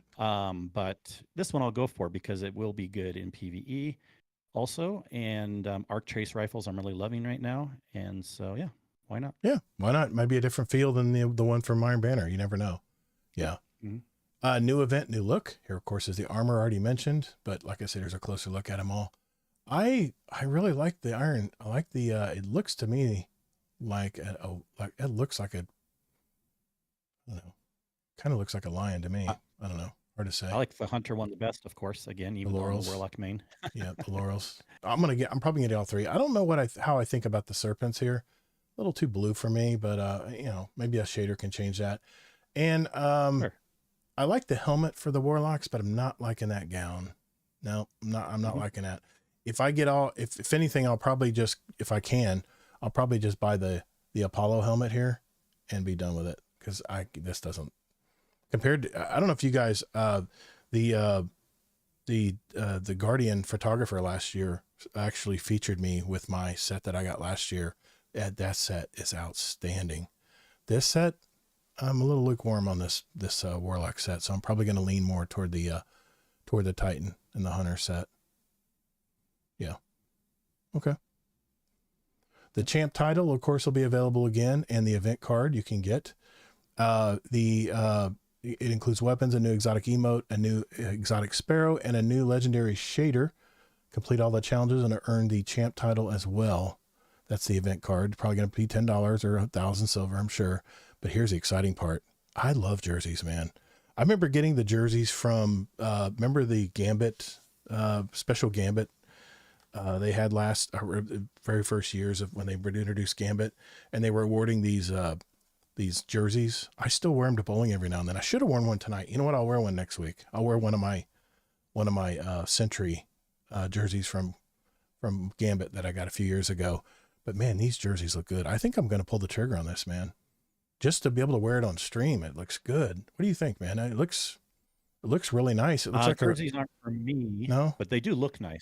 Yeah, nice baseball jersey. I like kind of the coloring and stuff. Mm-hmm. Reminds me of the I'm not crazy about the colors here on the sleeve, but the pocket area here and all the class, it just looks really good to me.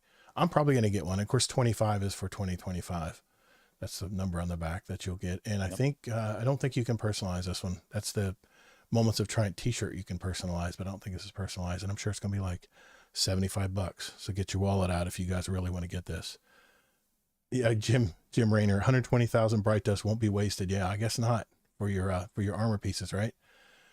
Guardian Games Rushdown Roulette. All this basically is there's they're going to have like a emote that they spin around, and it will give like random things that they have to do. One will be like certain weapons, it's basically a public streaming community from all the nations are going to be having the Guardian games rush down. It'll be class-based, and North America, UK, you can see the people here, France, Germany, ANZ, help me. What is ANZ? I don't know where that is. I feel stupid. Japan, Spain, the Nordics, Australia, and New Zealand. Thank you. I knew it was said. I was going to say New Zealand, but okay, I see the A now. Okay, I get it. Sorry. Sorry. Our Australian Aussies out there. Poland, Benelux, Italy, LATAM, Brazil, Middle East. I mean, it's a big event, man. It's a big event. So it's going to be a streaming event. It is going to be on. It looks like it's going to be the first week of Guardian games. They don't have a specific date here. I don't see one. So I guess just tune into it. Just says tune in and you can win a range of prizes. These are going to be like emblem giveaways, things like that. They're going to have emblems. If they win a certain emblem, they can also give one to the streamer to give away to their stream.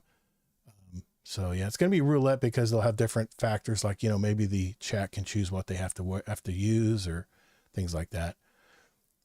And of course, if you sub to a creator, you'll get this awesome looking, this is while watching the Guardian Games event. Any streamer that's participating, you can get this emblem, which I have to admit, man, that emblem looks really good. I love the shadow detail in this right here. It looks really good. Yeah, I'm probably going to do that. Yeah. I'll probably gift a sub or sub to somebody and get it. Yep. Okay. Act 2 Crucible Strike update. The only thing we need to worry about here is my beloved Redrix's S-Stock is going to be nerfed. That's all we need to know here. They're going to be nerfing it. How much are they going to be nerfing it? And it's mainly the sword logic. Of course, that's the one I have a good roll on. They're changing this in PvP, but not in PvE, which basically means base damage 20 to 15% and increased damage bonus for kills against players. In super, they're increasing. So if it's a risk reward thing here, guys, if you decide to try to take down a guardian running at you in PvP with a super and you knock them out, they're giving you 50% damage instead of 35. So they're giving you a little bit here, but they're taking away here. So, and they mentioned just, I don't need to go into detail here, but they said because lightweight pulse rifles were buffed, that a lot of other pulse rifles, especially exotic ones, like like this one, the Outbreak Perfected, actually got buffed as well. So because of that, they're reducing a little bit of the body shot damage from, it's very fine tuning, by the way. So I wouldn't even mention this if it wasn't in the TWA, but they're fine tuning it 20 to 14 to 19.7, 31.8 to 31.5. I don't think this is going to make a ton of damage, but they're trying to make sure this stays consistent across all lightweight frames. So that's the only reason they're tuning it down just a little bit, but I'd take that with a grain of salt because that's not a real big decrease in damage, to be honest, in Crucible. When seconds count, that's not going to be a big difference. They said, there's really, that's all we need to know about that. We really don't need to go into that. They're reducing the handling stat on the Redrix's S-Stock from 79 to 74. You're not going to feel that, by the way. So don't even worry about it. Here's the part I wanted to mention. I thought I was already getting this benefit, but I guess it starts next week. Solo versus fire team loss forgiveness. I want to read this because there's a lot of players out there who are like, I don't want to play solo. I only want to play if I can get 2 other people to play with me. But here's the thing.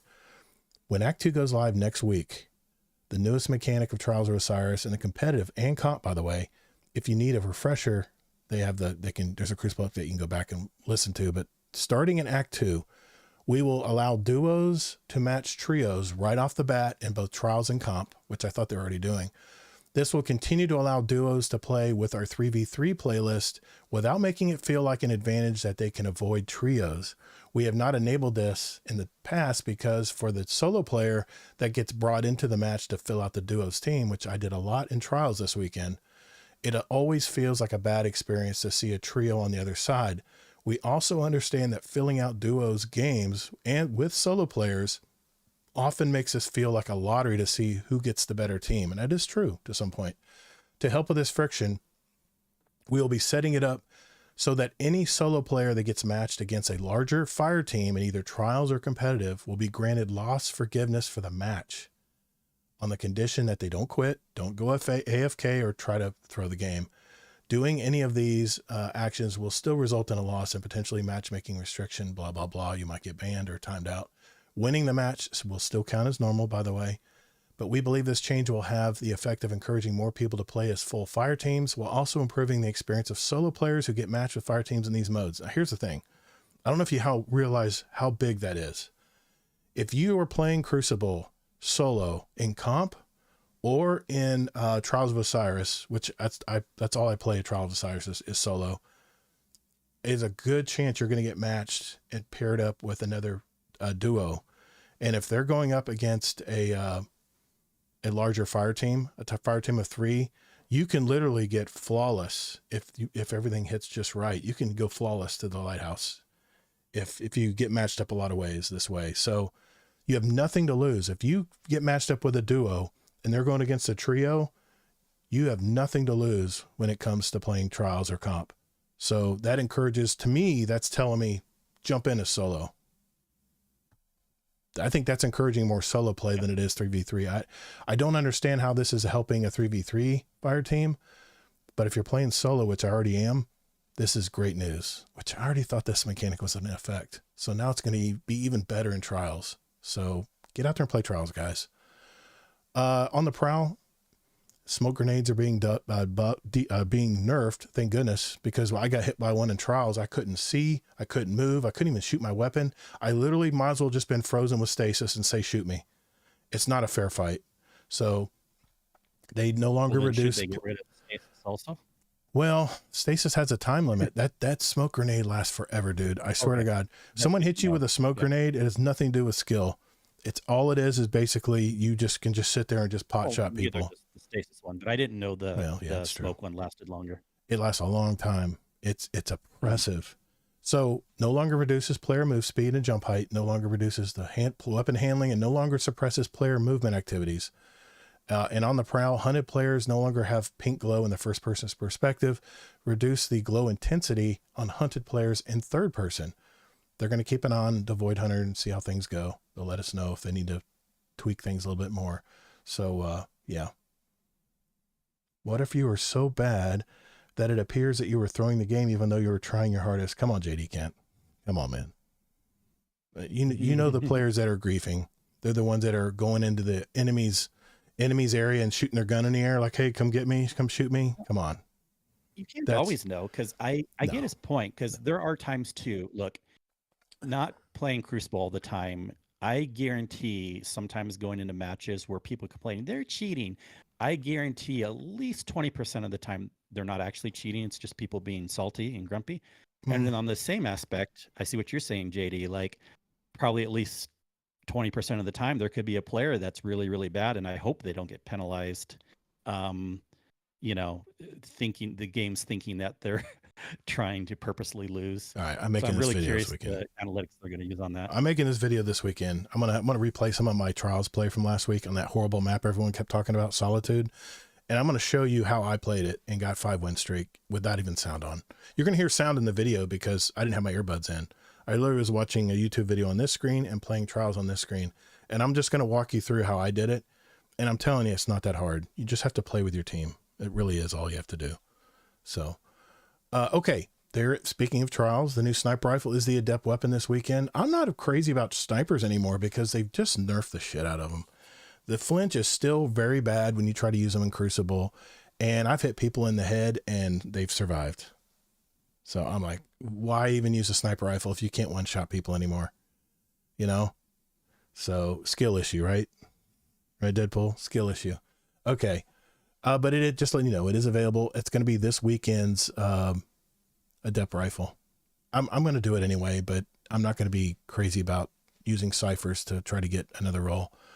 Reminder of the account linking update. Is this important? Not really. Not really. I mean, they've talked about this a million times. If you want to read all the, there's an important update regarding it right here. You can click this link and it'll bring you to the article where they talked about it long ago. Moments of Triumph Bungie store sale. Create moments of triumph this year with the Bungie store sale. This past Tuesday, we kicked off our Triumph Savings Flash Sale, offering amazing deals or discounted items through March 11th at reset. Whether you're in the market to add the Nerf Ace of Spades to your collection or wanting to pick something cozy with our discounted Dawning apparel, the sale has deals for everyone. Continue with the 10-year Destiny celebration with new discounts on the Destiny art show posters and apparel. And for this week only, participate in $7.77 flat rate shipping on the Bungie store. And their shipping is really high. So that's not bad considering. So that's this week only. There is anytime you buy anything in the store, this is the emblem you can get. It's a nice, beautiful emblem of a dragon. Yeah, looks really good. I like it. I have to get my Moments of Triumph t-shirt, so that's probably where I'll get this. I'll go ahead and get that locked in for this week since they're offering that. A D2 fashion feedback. There's another ornament preview. This is for the Exotic Arms, the Worm God Caress. They're showing pictures here of the ornament that they're bringing. I guess this is based off feedback. I don't know if I like the beads or not. I don't know. It looks okay, but I don't play mainly Titans. So there you go, Titans. Another ornament possibly coming your way. And there's all kinds of more feedback for the Destiny Heresy fashion. These are the different themes you can click right here if you want to look at these and give some feedback to them as well. Emerald City Comic-Con Guardian Gathering. For those of you who live in the Pacific Northwest, that's probably not hardly any of us. There is going to be from March 9th, 11:15 to 12 Pacific, Guardians invited to the Overlook on level 5 of the Seattle Convention Center for Destiny 2 fan meetup. Probably not going to apply to 99% of us because by the time you hear this, you're probably not going to be buried past already. Okay, daylight savings times. Remember, tomorrow, Sunday morning or Saturday night for me, because I'm up at way past midnight. Remember, your clocks are going to fall back. No, they're going to go forward. Damn it. Just get rid of it. Just get rid of daylight for you. Just get rid of daylight savings. You know what I tell everybody? Daylight savings. All right, so we're going to lose an hour. We're going to go forward an hour, right? Spring forward. Yeah, spring forward an hour, daylight savings. And then once you flip that switch, bash it in with a hammer, okay? Because we don't need to go back to regular. Just leave it at daylight savings. And naturally, as the Earth moves around the sun and we get into the winter months, the daylight hours shorten normally. All right, that's my only complaint tonight. All right. But more importantly, we got to remember reset goes an hour later, regardless of the switch, because also not every country or they even recognize it at the same time as us. I remember in the US, I don't know how many years it's been now, but we used to have a different time when daylight savings switched. And I know in the UK, they're still on that time. Yep. So they don't switch for like another month or something, or a few weeks or something. So, so this is maybe only for the US, but either way, basically, regardless of what your local time is, because it may not happen, but Bungie is like, for me right now, and I know for like Eastern, 9. It's going to be 1 p.m. Eastern. 12 is 1 p.m. Reset, but it's going to be 1 p.m. For me, it was 10. Now it's going to be 11. So. Yeah, just go forward an hour. Reset's usually at noon in the winter months. And once we get into the spring and summer months, it's 1 p.m., which that's all you need to know. And if you don't go by daylight savings, then don't worry about it. Well, it's not all you need to know because there's more people outside of Eastern time the zone UK and but God, they don't matter, do they? They don't matter really. The US. I'm just kidding.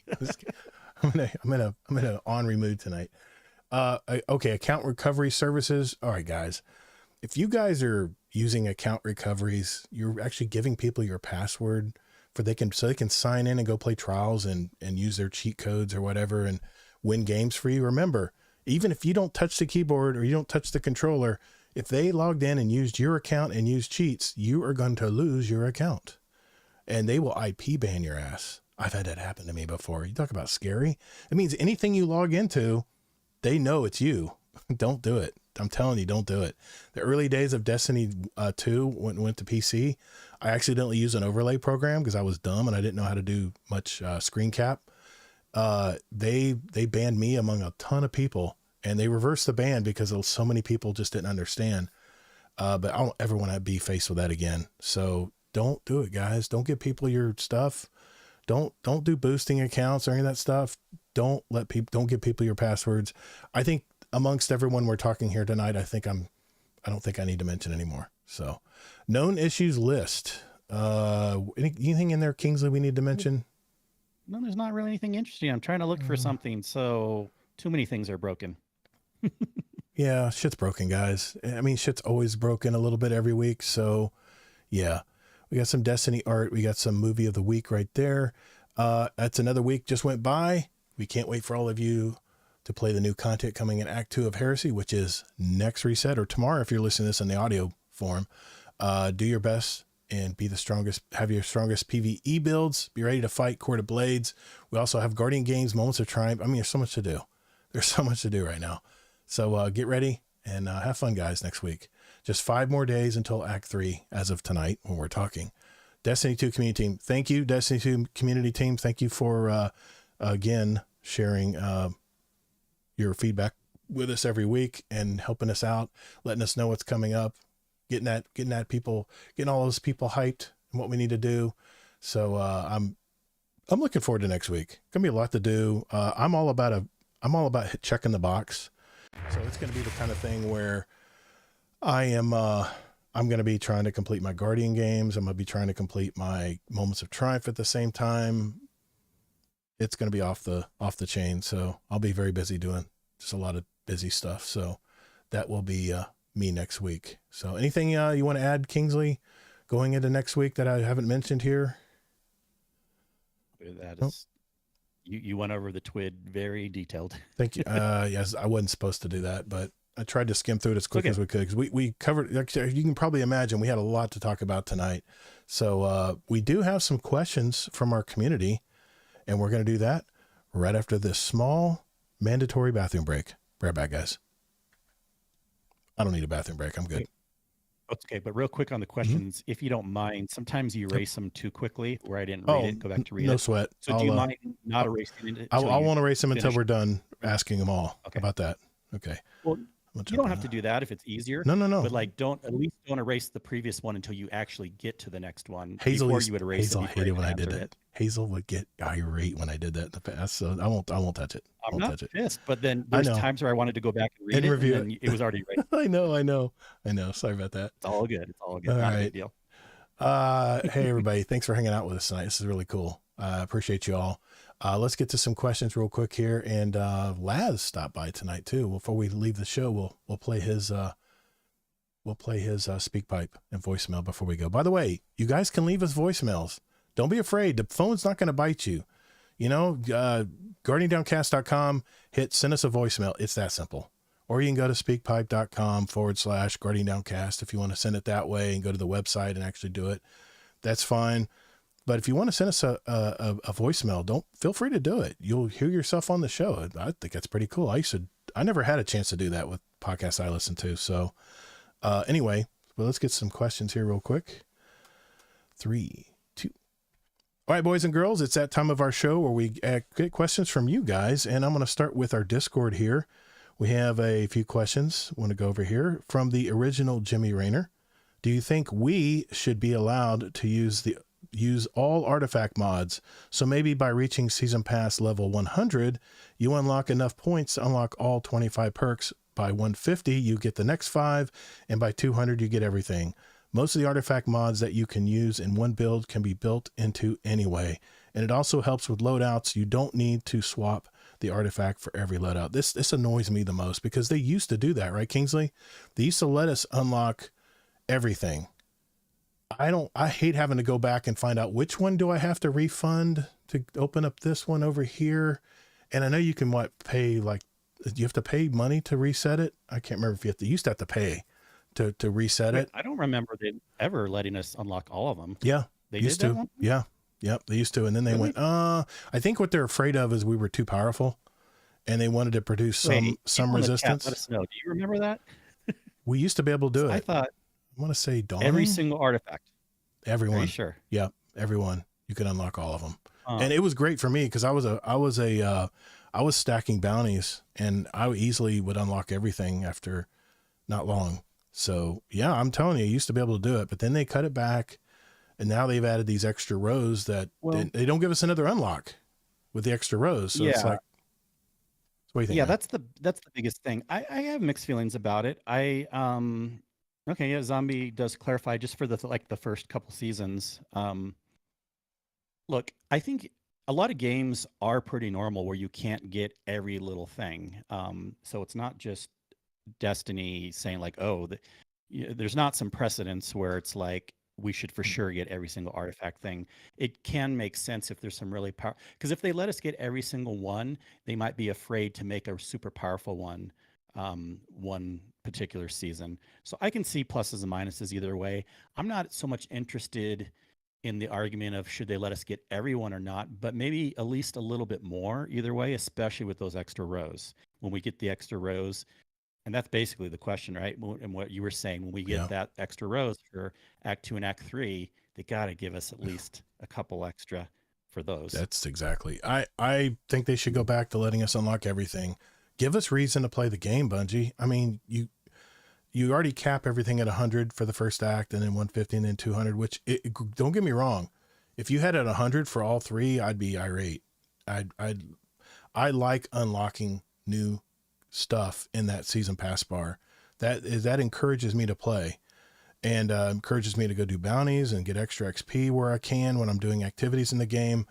Why can't this be any different? I'm on board with Jimmy Rayner, because it's ridiculous. It's just so clunky, man. I've had my game up. I'd show you how clunky it is, but you guys know what I'm talking about. You'll try to go to your latest one on your row 4, and you can't unclick it. You have to find out the last one you did, which means you got to fish through it's such a pain in the ass. Just let us unlock everything, and then it gives us reason to play more of the game. You know, that's my opinion anyway. So I agree, Jimmy. We got a question from Grackle, Taco Bell, Maine. This is good. What's something in game that makes you say this effing guy? For example, I think every time I'm gunned down by Fellwinter's Lie in the year of our Lord 2025. Alternatively, I imagine people think this, whatever, I get a lemon art kill. PvE examples are welcome, of course. In game that makes you say this effing guy. See, I don't ever really think that. And it helps me not be stressed in life. I guess I'm pretty empathetic towards other people and situations, give people the benefit of the doubt. And so when people do things in the game, that could annoy other people. It never really bugs me. But I want to hear what you think. What do you guys think? You guys in chat, how well do you know me when I play Crucible? What do you think I say this effing guy every time? Oh, a shotgun. It's a shotgun, man. It's a sliding effing shotgunners.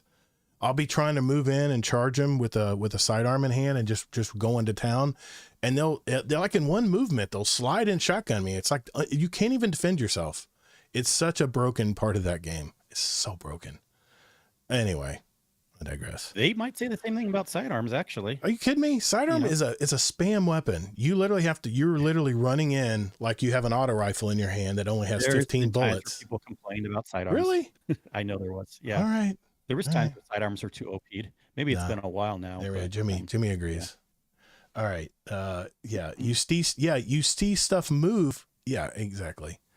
You can see all right. I'm not, no, I'm good. I'm not. That's one of the reasons why Crucible can never be perfect, in my opinion, because what are they going to do? Like remove whole classes of weapons from the game, but then it ruins the game, if Crucible, they remove shotguns. You're dealing with one human brain against another human brain. It's never going to say, oh, that was a great shot, sir.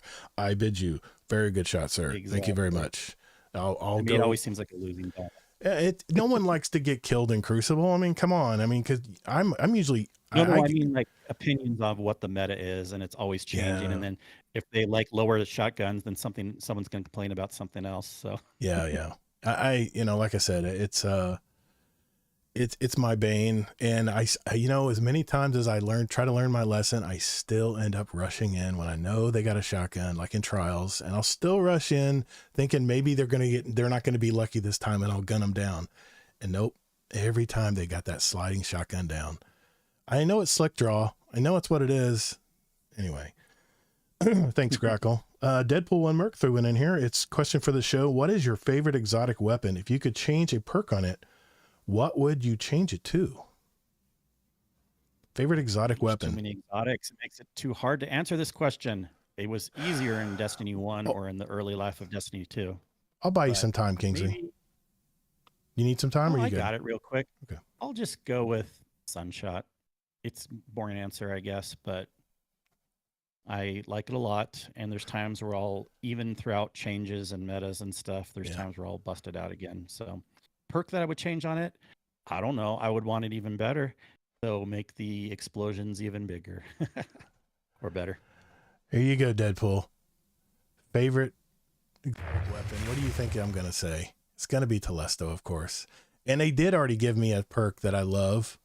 And it's the new Catalyst, where you can actually hold your reload down and actually fire a globule that actually shoots down not arc suit. I'm in arc mode. Void globules down on people like that exotic rocket launcher that does it. Yeah, so that's the one for me. So yeah, good question. Good questions all, guys. We had a few non-Destiny questions here. Let's see, we had sorry. We have more questions. My bad. I didn't scroll up. My bad, Kingsley. We have a question from a new. We got some of them are just responses too. They're not questions. So. Oh, okay. Sometimes people will write back and forth. By the way, people I see here. Yeah. It's not that it's not like we're going to be super strict about it, but try not to respond back in the question channel, because that's okay. For us to, yeah. I'll just delete them. I usually delete them. So yeah, I mean, the questions are for us. They're not really for the a discussion back and forth. It's not a discussion. It's literally where you put questions and we ask them on the show. We have a new member called the Assault. Hello, Gator. I had a question that always goes back and forth with my clanmates. He tells me Titans are broken and way too strong. I disagree because I'm the only Titan main in my clan. I'll tell you what, Titans are pretty strong this season, or this episode, or whatever the hell you want to call it. They've got a lot of weapons at their disposal, but I'm probably biased here. I'm sure Kingsley is too, but I think Warlocks are very powerful right now. But with the new arc changes, I've seen Titans do. I was watching Astrocross for like 30 minutes for lunch today, and he was using a sword that never wore down.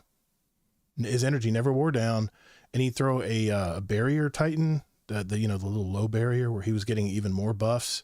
Man, he was just wiping out bosses. I think he was playing Nightfalls. I think he was doing Nightfalls, but he was just obliterating bosses with his sword. I'm like, what the hell? I need to look into this build because this looks like fun to play. It's a powerful Guardian here. So I don't know if they're broken. I think all the characters have their strengths and weaknesses. And what do you think, Kingsley? Are Titans broken? Well, it's probably a little stronger than you're actually thinking, but I don't know that I would use the word broken either. I would have to actually see a lot more discussion about it, both in Discords, Reddit, or articles coming out before I even believe like something's really messed up. And I haven't really seen anything on that. Yes, they're probably in a good state, but broken, everyone has a different line of that also, but I doubt they're broken right now. Yeah. JD can't kill someone with a Jotun and they're saltier than a mermaid's crotch. Yeah. I'm getting killed by those, but if you hear them coming, you can dodge those easily. If they're shorter distances, here's the thing about what I hate about Jotun or Jotun is they don't get burn damage on themselves. You can literally run in and charge it and run into somebody with it and put it in their back, and it kills them, and you're perfectly fine. If they changed it to where you can actually hurt yourself, I mean, like kill yourself if you went point blank with somebody with it, then I would say I wouldn't be as salty. But yeah, it's an easy weapon to use, and it has a lot of guidance, a lot of aim assist. So the Assault had another question, another small question. Would a new strand melee for Titans that is all about suspending enemies to have a stronger, more dedicated to suspending build after the nerfs? I don't play a ton of Titan. Do you know how to answer this one, Kingsley? No, I have no opinion of this. I'm so sorry. I don't play a lot of strand Titan.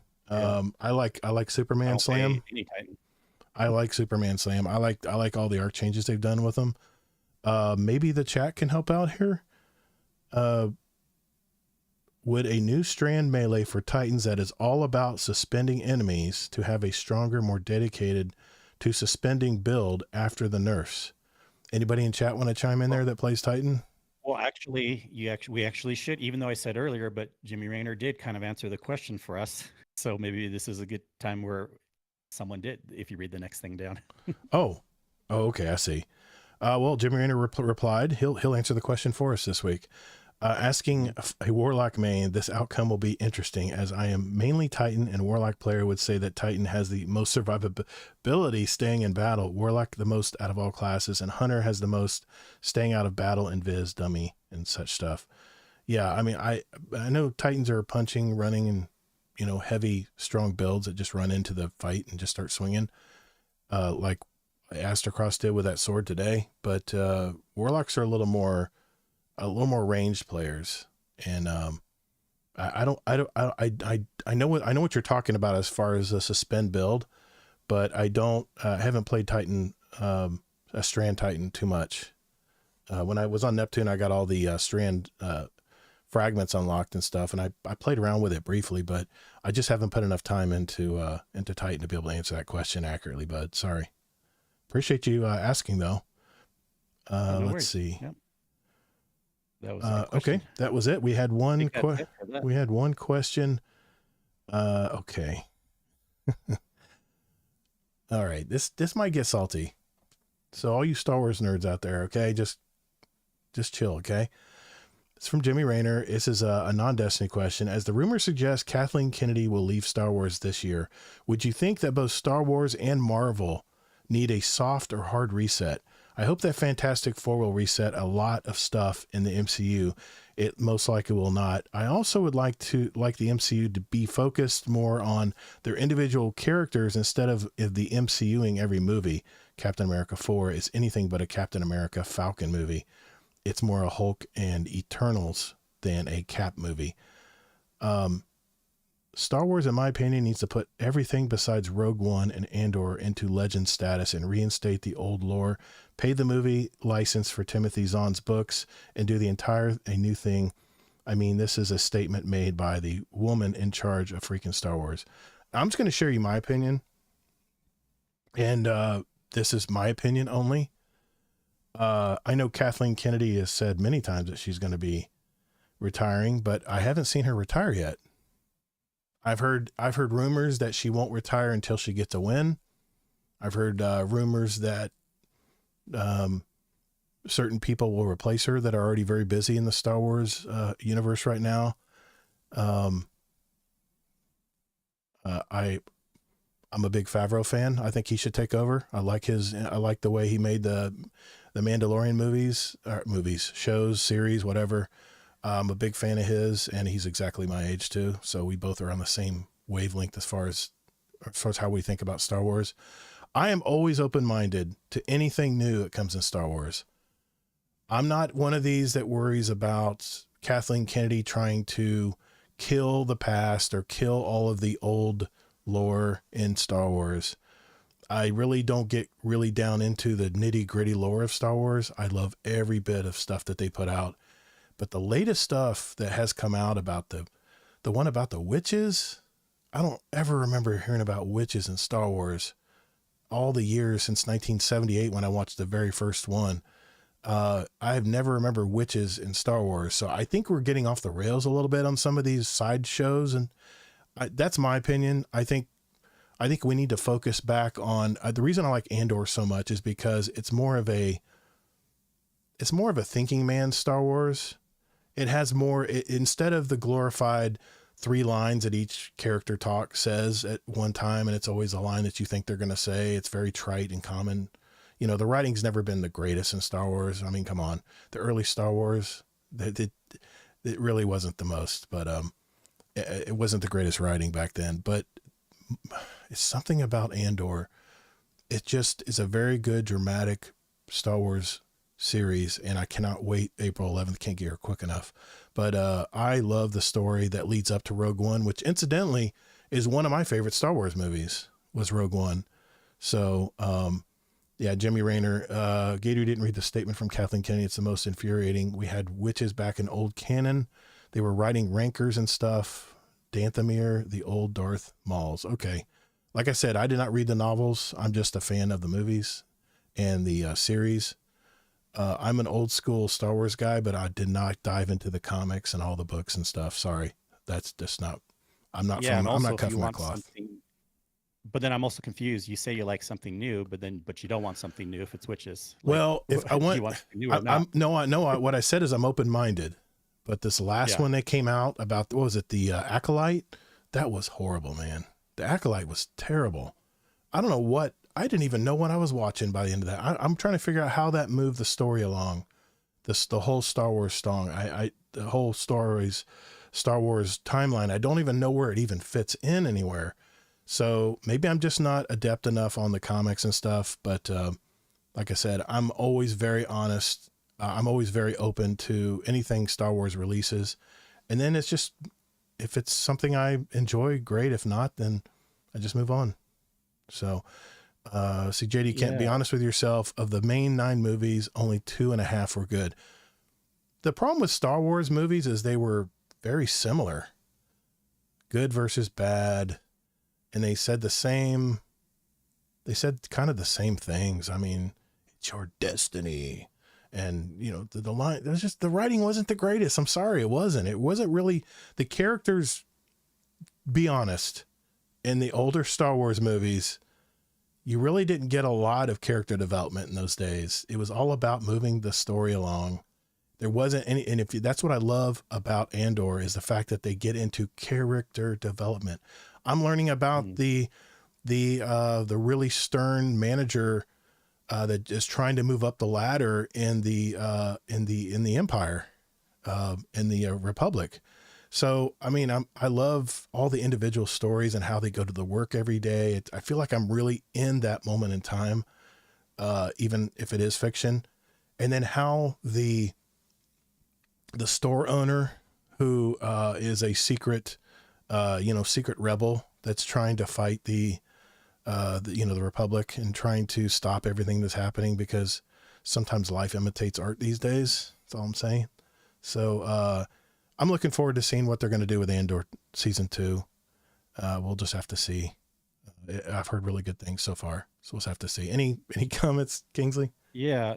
I don't know. A lot of these discussions are just I kind of shake my head at, and I'm like, I'll let the nerds fight it out or whatever. But I've been bored of Marvel movies for a while. Not so much because I necessarily thought they were bad, but like maybe because the answer was, yeah, it was too much of the same thing. So I think for me, the easiest answer is yes, focus a little bit more on individual things. Now, I don't want that to be taken too far. I could see a situation where a movie to me it has to have a good story with maybe focusing on an individual character development, but also I want to have some really cool tech and overall, fighting explosion type things that would be similar-ish to, yes, from the previous movies. Yeah. When I think of Star Wars, for example, if I'm watching a series and like 9 out of the 10 episodes is just character development and only 2 are some really cool fight scene where they're like blowing up some base and you see all the tech inside, then I'll be bored that way, even though I just said I like character development. So it has to be a mix, a little bit of the same, and then a little bit of character development. I haven't seen a Marvel movie for quite a while, and I had a friend that wanted to see the latest Captain America. So I went, just open-minded. I liked it fine. Yeah. I didn't think it was the best thing in the world. And based on what Jimmy Raynor's saying, yeah, I can see the point. They didn't focus enough on Hawkeye, Falcon. You know what I meant.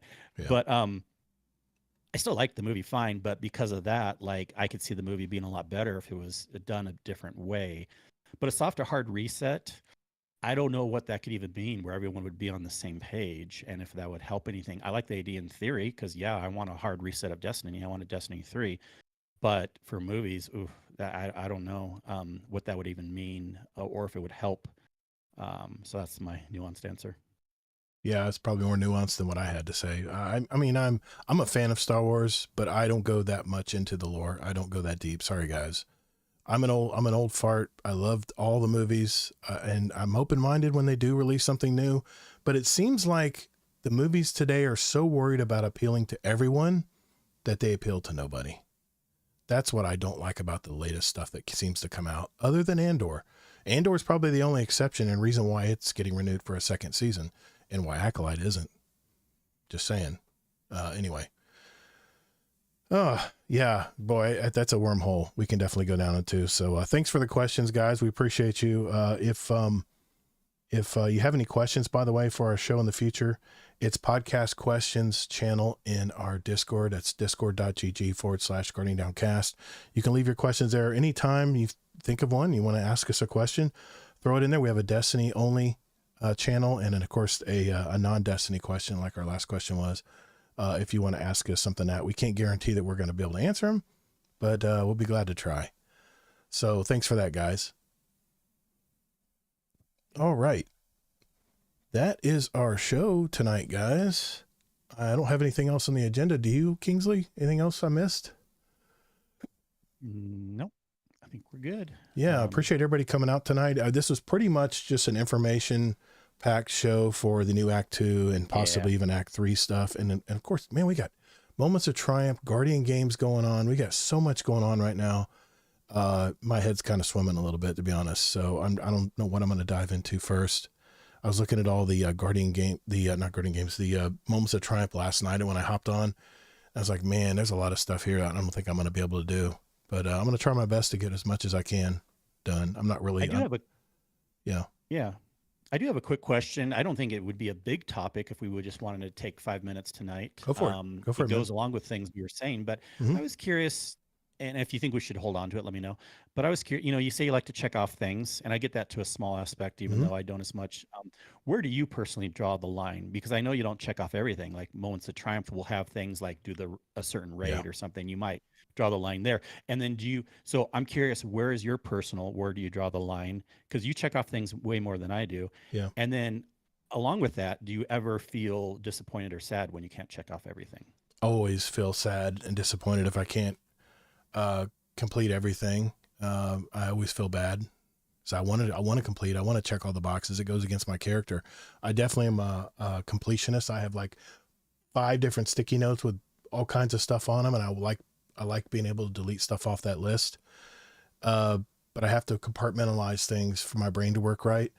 But it's a kind of thing where I look and see first if it's an activity that I'm going to normally do in the game. I start there. If it's something I'm normally doing in the game and I can integrate it into my normal activities that I normally play, whether it's Crucible or jumping into a raid or jumping around doing, going around the worlds or whatever, I'll start there first. And then I'll start looking at stuff like, okay, I need to do this dungeon, and this dungeon, complete these 3 dungeons. I might think about it, but it's a time suck, man. I have to decide where I'm going to put my time. And, I'm working on my other project right now, my other podcast I'm working on, and that's taking a lot of extra time as well. That'll be out soon. I'll let you guys know when it gets closer, but it is nothing about Destiny. It is nothing about gaming. It's a totally different kind of podcast. And it's a solo podcast, and it's a short podcast. These episodes are like less than 30 minutes. They're very shot episodes, but I start there. And then of course I look and see sometimes that if it has an emblem involved with it, I might think twice about it because I love collecting emblems. But that's about how my thinking process is when it comes to stuff like that, Kingsley. Yeah. And I get it. And for me, I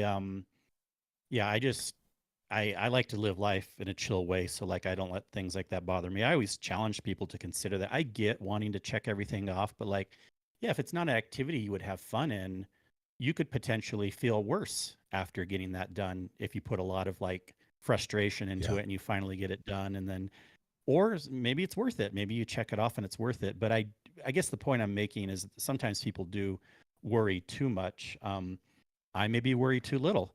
Who knows? But everyone has their personalities, and I like to live life in a chill way. So for me, I just, I will only check things off normally if it's just part of what I'm doing, having fun doing anyway. So kind of like what you said, but then also I'll look at the stuff. It's not like I'll totally ignore it. I'm like, okay, this one seems interesting to check off because it's something I haven't done before, or it's something that I still enjoy doing. But I even in PvE, like if there's things like, okay, do the new raid on Master or whatever, and I don't feel like doing that, Yeah. then I'm not going to worry about it too much, and I'm Yeah. not going to feel sad that I didn't get it checked off. Yeah, Kingsley, I've gotten a lot more chill. I'm a lot more casual player than I used to be. I used to be so hardcore in Destiny. I had to get every triumph. I had to get every title and everything. And it just isn't that important to me anymore. And I hate to say that. That hurts even to say, because I've been playing Destiny since day one. But not important doesn't mean, okay, that's maybe too harsh of a word. You can say it's just not worth your time where you are right now in life. Time right? investment. Yeah, yeah, you're right. You're right. It's not that it wasn't not important. It's just the time involved to get the reward was just not worth it to me. And maybe that's more casualization of Destiny, but I know what I like to play in the game, and I don't like being forced to play stuff that I don't normally want to play. And lately, like I said, I've told Kingsley publicly, I want to start doing more dungeons and raids. I want to start getting back into raiding again. I've been out of it for quite a while now, and I'm very, very rusty. I've forgotten. I mean, if we run a garden this week, I think I've got like 10 runs, maybe 9 runs total. And it's been a long time since I played that raid. I know I'm in my head. I know what we got to do, but just the little singular things that I have to remember to do or what I'm assigned to do. But I can't wait to bring my new Warlock Arc build in. It's gonna be so much fun to use. I'm getting giddy thinking about it, because I'm gonna have my Chaos Reach. I'm just gonna explode everything. It's gonna be a lot of fun. But we had some people in the chat. GATR, hope your mother-in-law is doing well. Just to give you an update there, my wife did take her to a doctor today. She had a pretty good bump on the head. She's having some memory issues too. She's getting up there. She's like, I want to say she's 76, 77 years old. And she's living by herself in an apartment, and we don't think that's going to last much longer. And we're trying to figure out how that's going to work, because she doesn't really have, the income from her pension and stuff to pay for a total,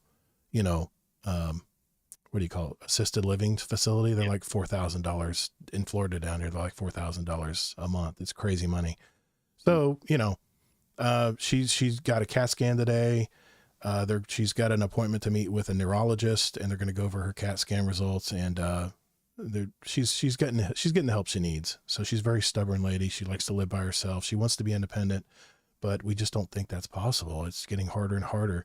She's going to have someone some type of nursing or something to take care of. It's just one of those, when you get older, your parents are getting older. These are the decisions you got to start making, and it's not fun. It's not fun. RNG GATR, give you an update with RNG GATR. Him and I have talked, and he's doing fine. He's just playing other games right now. And I never really asked GATR to be on the show for Destiny.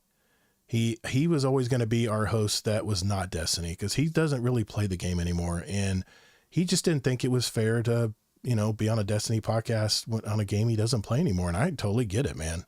I totally get it. So he'll be popping in from time to time when it's a non-Destiny show. And I told him, I said he's welcome anytime to jump back in on a round table or whatever he wants to do. But yeah, he's just busy playing other games right now. That's really it. He's doing fine. He's doing great. I mean, we talk all 3 of us, we all talk every week, and everything's great there. So yeah, just looking through chat here real quick. Double primary GATR. It's always, well, no, with this new arc build, I have to use my delicate tomb. I got to have fun with that first. So it probably won't be a double primary GATR running on the garden raid this weekend. So no. Reverse Tom Toretto, 1/4 mile in 1 hour. It's how you living. Reverse Dom Toretto, 1/4 mile in 1 hour. Yeah. I might with my hip. I'm actually on prednisone finally. I finally was able to see a hip doctor. So they got me on that, but I can't take any of my ADHD medication because it raises your blood pressure. So I've been a little spacey as hell tonight. Sorry about that. Kingsley's used to it, but I'm sure you guys are like, yes, it's this word. That word. Yeah.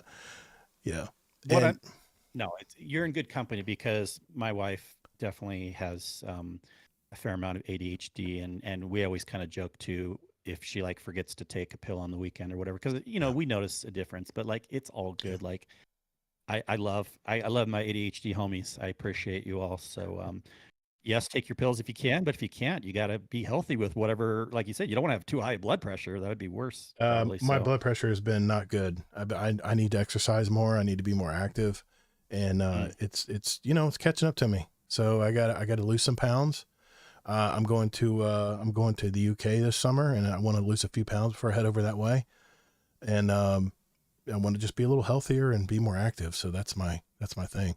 Yeah, I'll probably stream it tomorrow. It's going to be at 10 p.m. tomorrow. Ronan Red Lion's putting this one together. Saturday, right? Yeah, Saturday. Sorry, I'm thinking it's Friday. I'm still in Friday mood. It's all good. Yeah, Saturday 10 p.m. We're going to run it as long as everyone doesn't drop out. And yeah, you'll get to see the old man struggle doing a Garden of Salvation raid. Yeah, you can quarterback for me. Trouble. Everyone's gonna. No, he can quarterback for me. He can armchair quarterback for me and tell me, hey, Gator, you need to be over there, man. You need to get out of this area. You need to go over there and help Kingsley. Yeah. You know me, I'm kind of like I'm retired from Sherping, so we'll see if I have to, I will. But yeah, yeah, totally fine. Yeah, I mean, it's my wife's new car, but yeah, I'm enjoying it too. It's I kind of mentioned it a little bit previous week. It's doing good still. I could see myself being tempted to getting a new one myself also within the next 6 months. I'm going to be looking for any incentives that happen. Even a better one than she got. Probably I think with the Crosstreks, they usually make the new year model in the fall. So when they make the 2026 Crosstreks, I'll look right away for the 2025s before they go out of stock. If there's any incentives, I'll probably get them. Better get them for those tariffs kick in, man. Gonna hurt. Yeah. Well, is it going to affect Japan because the car's made in Japan? I thought it just affected China. I don't know. I'm not. Anyways, well, it was raising just our domestic cars because a lot of our parts are made in Canada and New Mexico, and some of them are even assembled in those countries. So yeah, that adds all to the price. From what I understand, Subaru is not going to be as affected as some good. other brands. Someone made a list at one point. I'm a Toyota guy, so yeah, I got a Toyota and Ford. So yeah, 10 p.m. Eastern. Yes, Jimmy. Thank you. Yeah, it'll be late for you, brother. I don't know if you'll be able to make that one. It'll probably be probably a couple hours. You think? A couple hours? We got some pretty experienced people in there. I'd say a couple hours maximum. Yeah. I forget I would say 2 hours max, probably. I mean, I don't like going less than 2 hours anyways, because I like to just have fun and talk to people and have a good experience. But I would guess with the crew, it shouldn't be that. Garden's easy these days. And even if we have to wipe a couple times in the last counter because Gator's accidentally running in our chain we're trying to create, I could see that happening. I'm sure I will. If we're needing to get the exotic, we have to do the exotic Gator, class. do not stand by us right now. We're trying to make a chain. But okay, here, I'll go over here. Yeah, it's 10 p.m. Saturday night. 10 p.m. This Saturday night, I'll be running a Garden of Salvation with Kingsley and a Ronan Red Lion. I think Tajo's going to be in there. Some other people. I'm not looking at it right now, so I can't tell. But it's just some solid people. Yeah, should be a lot of fun. Yeah. Whole crew: Ronan, a Zombie, Greckle, you, Tajo, and me. Yep. They probably all have more runs than I do, so I'll probably be the noob in there. So yeah, I kind of remember what to do, but I'll just need a refresher, I'm sure. Especially with the eyes, the thing is spins. We have to shoot the eyes and the center thing. That's what always gets me. Yeah. What, you actually do that? I thought you usually do the gambit position. I don't know. Maybe I'll do the gambit. I'll do the gambit position. I think I know what that is. Anyway, it's yeah. It's fun. Yeah. What's up, John the Bounty Hunter? I'm trying to look at both chats here real quick here before we go. Yeah, I dislike the sliding shotgun. Some people said slid past you and still get the kill. I know, it's ridiculous. And there's no defense. That's the thing. There's no defense. There's no stopping someone who's sliding. Once they're in that motion, even if you have a shotgun, you usually aren't going to win. And once that motion starts, it's really hard to break that up. So that's the thing I hate. The Night Sisters were the only canon witches. Okay, Deadpool. Gotcha. Like I said, I didn't read the novels and I haven't followed the comics. I was never a comic book guy. Never liked comic books. So, and then people might have different opinions on if you have to stay canon or not, right? Like I would imagine some people, when you're making movies, some people be like, you always have to stay canon. And other people are like, no, let's do something new. So like everyone's going to have different opinions. I don't really know where I fall. I think I fall more. I like variety. So if they can break out of canon, but it still is interesting, I'm totally fine with that. As long as Yeah. they're doing canon things too. Like if they don't do anything canon, then I could see that being annoying. But Yeah. I loved Andor. I think that's the direction they need to go. I think they need to go deeper in story and character development. That's the stuff that gets me involved as an older Star Wars viewer. And I like the Mandalorian as well. But I thought some of the Mandalorian episodes were like really short. It's like, man, you could have put these with another episode, but they were trying to stretch it out to get so many episodes out. I didn't like that part of Mandalorian because I thought some of those episodes were so short. There was a lot of filler in there. So, but yeah, I think that's it for us tonight. Oh, wait a minute. Our buddy Lazarus the Lich stopped by to say hey. I'm sorry, Lazz. What did you want to say to us this week, brother? 90 seconds for a voicemail. I see nothing has changed in the few months in which I was stuck in the Gamma Nebula dealing with the United Space Postal Service. You ever dealt with them before? They're a pain in the ass. None of their offices talk to each other. They lose things all the time, such as paychecks to their lawyers. That should sound familiar. Since I only have 90 seconds, and I didn't even identify myself because you know how these messages go, I should have to craft something more clever and longer the next time I have an opportunity. In the meantime, I am here. I'm reading your paperwork. I'm scoping out the Blackberry Lounge that was newly started because it sounds... There's so many different adjectives for it, but none of them good. I will see you all on the flip side. Thanks, Lazz. Good to hear from you, brother. I haven't heard from Uncle Scumdeath in a long time. I got to probably message him and see what he's been up to, man. I haven't heard of Scumdeath's Corner in a long time. I miss that guy. And good thing we remembered you, Lazz. He was waiting in the wings for quite a while. Yeah, and Lazz, apparently from what I heard, Lazz is reviewing your partnership, your host contracts. I guess he's looking those over. I don't know. Anyway, we'll see how that turns out. All right, that's it, guys. Thanks for hanging out with us tonight. Like I said, pretty short show because it was all information on the Act 2, which is coming up soon, like a few nights of sleep, and we'll be there. Yep. So thanks, everyone, for hanging out in the Discord. Thanks, everyone, for hanging out in the YouTube channel. Love you guys. And if you haven't, hit the subscribe, the bell, the thumbs up. Thumbs up's good. Yeah, that'll refer it to other people if you hit the thumbs up in the YouTube channel. And we'll see you guys in the Discord. Take care, everybody. Later, Guardian. See you. What button do I press again? I never can remember what button to press.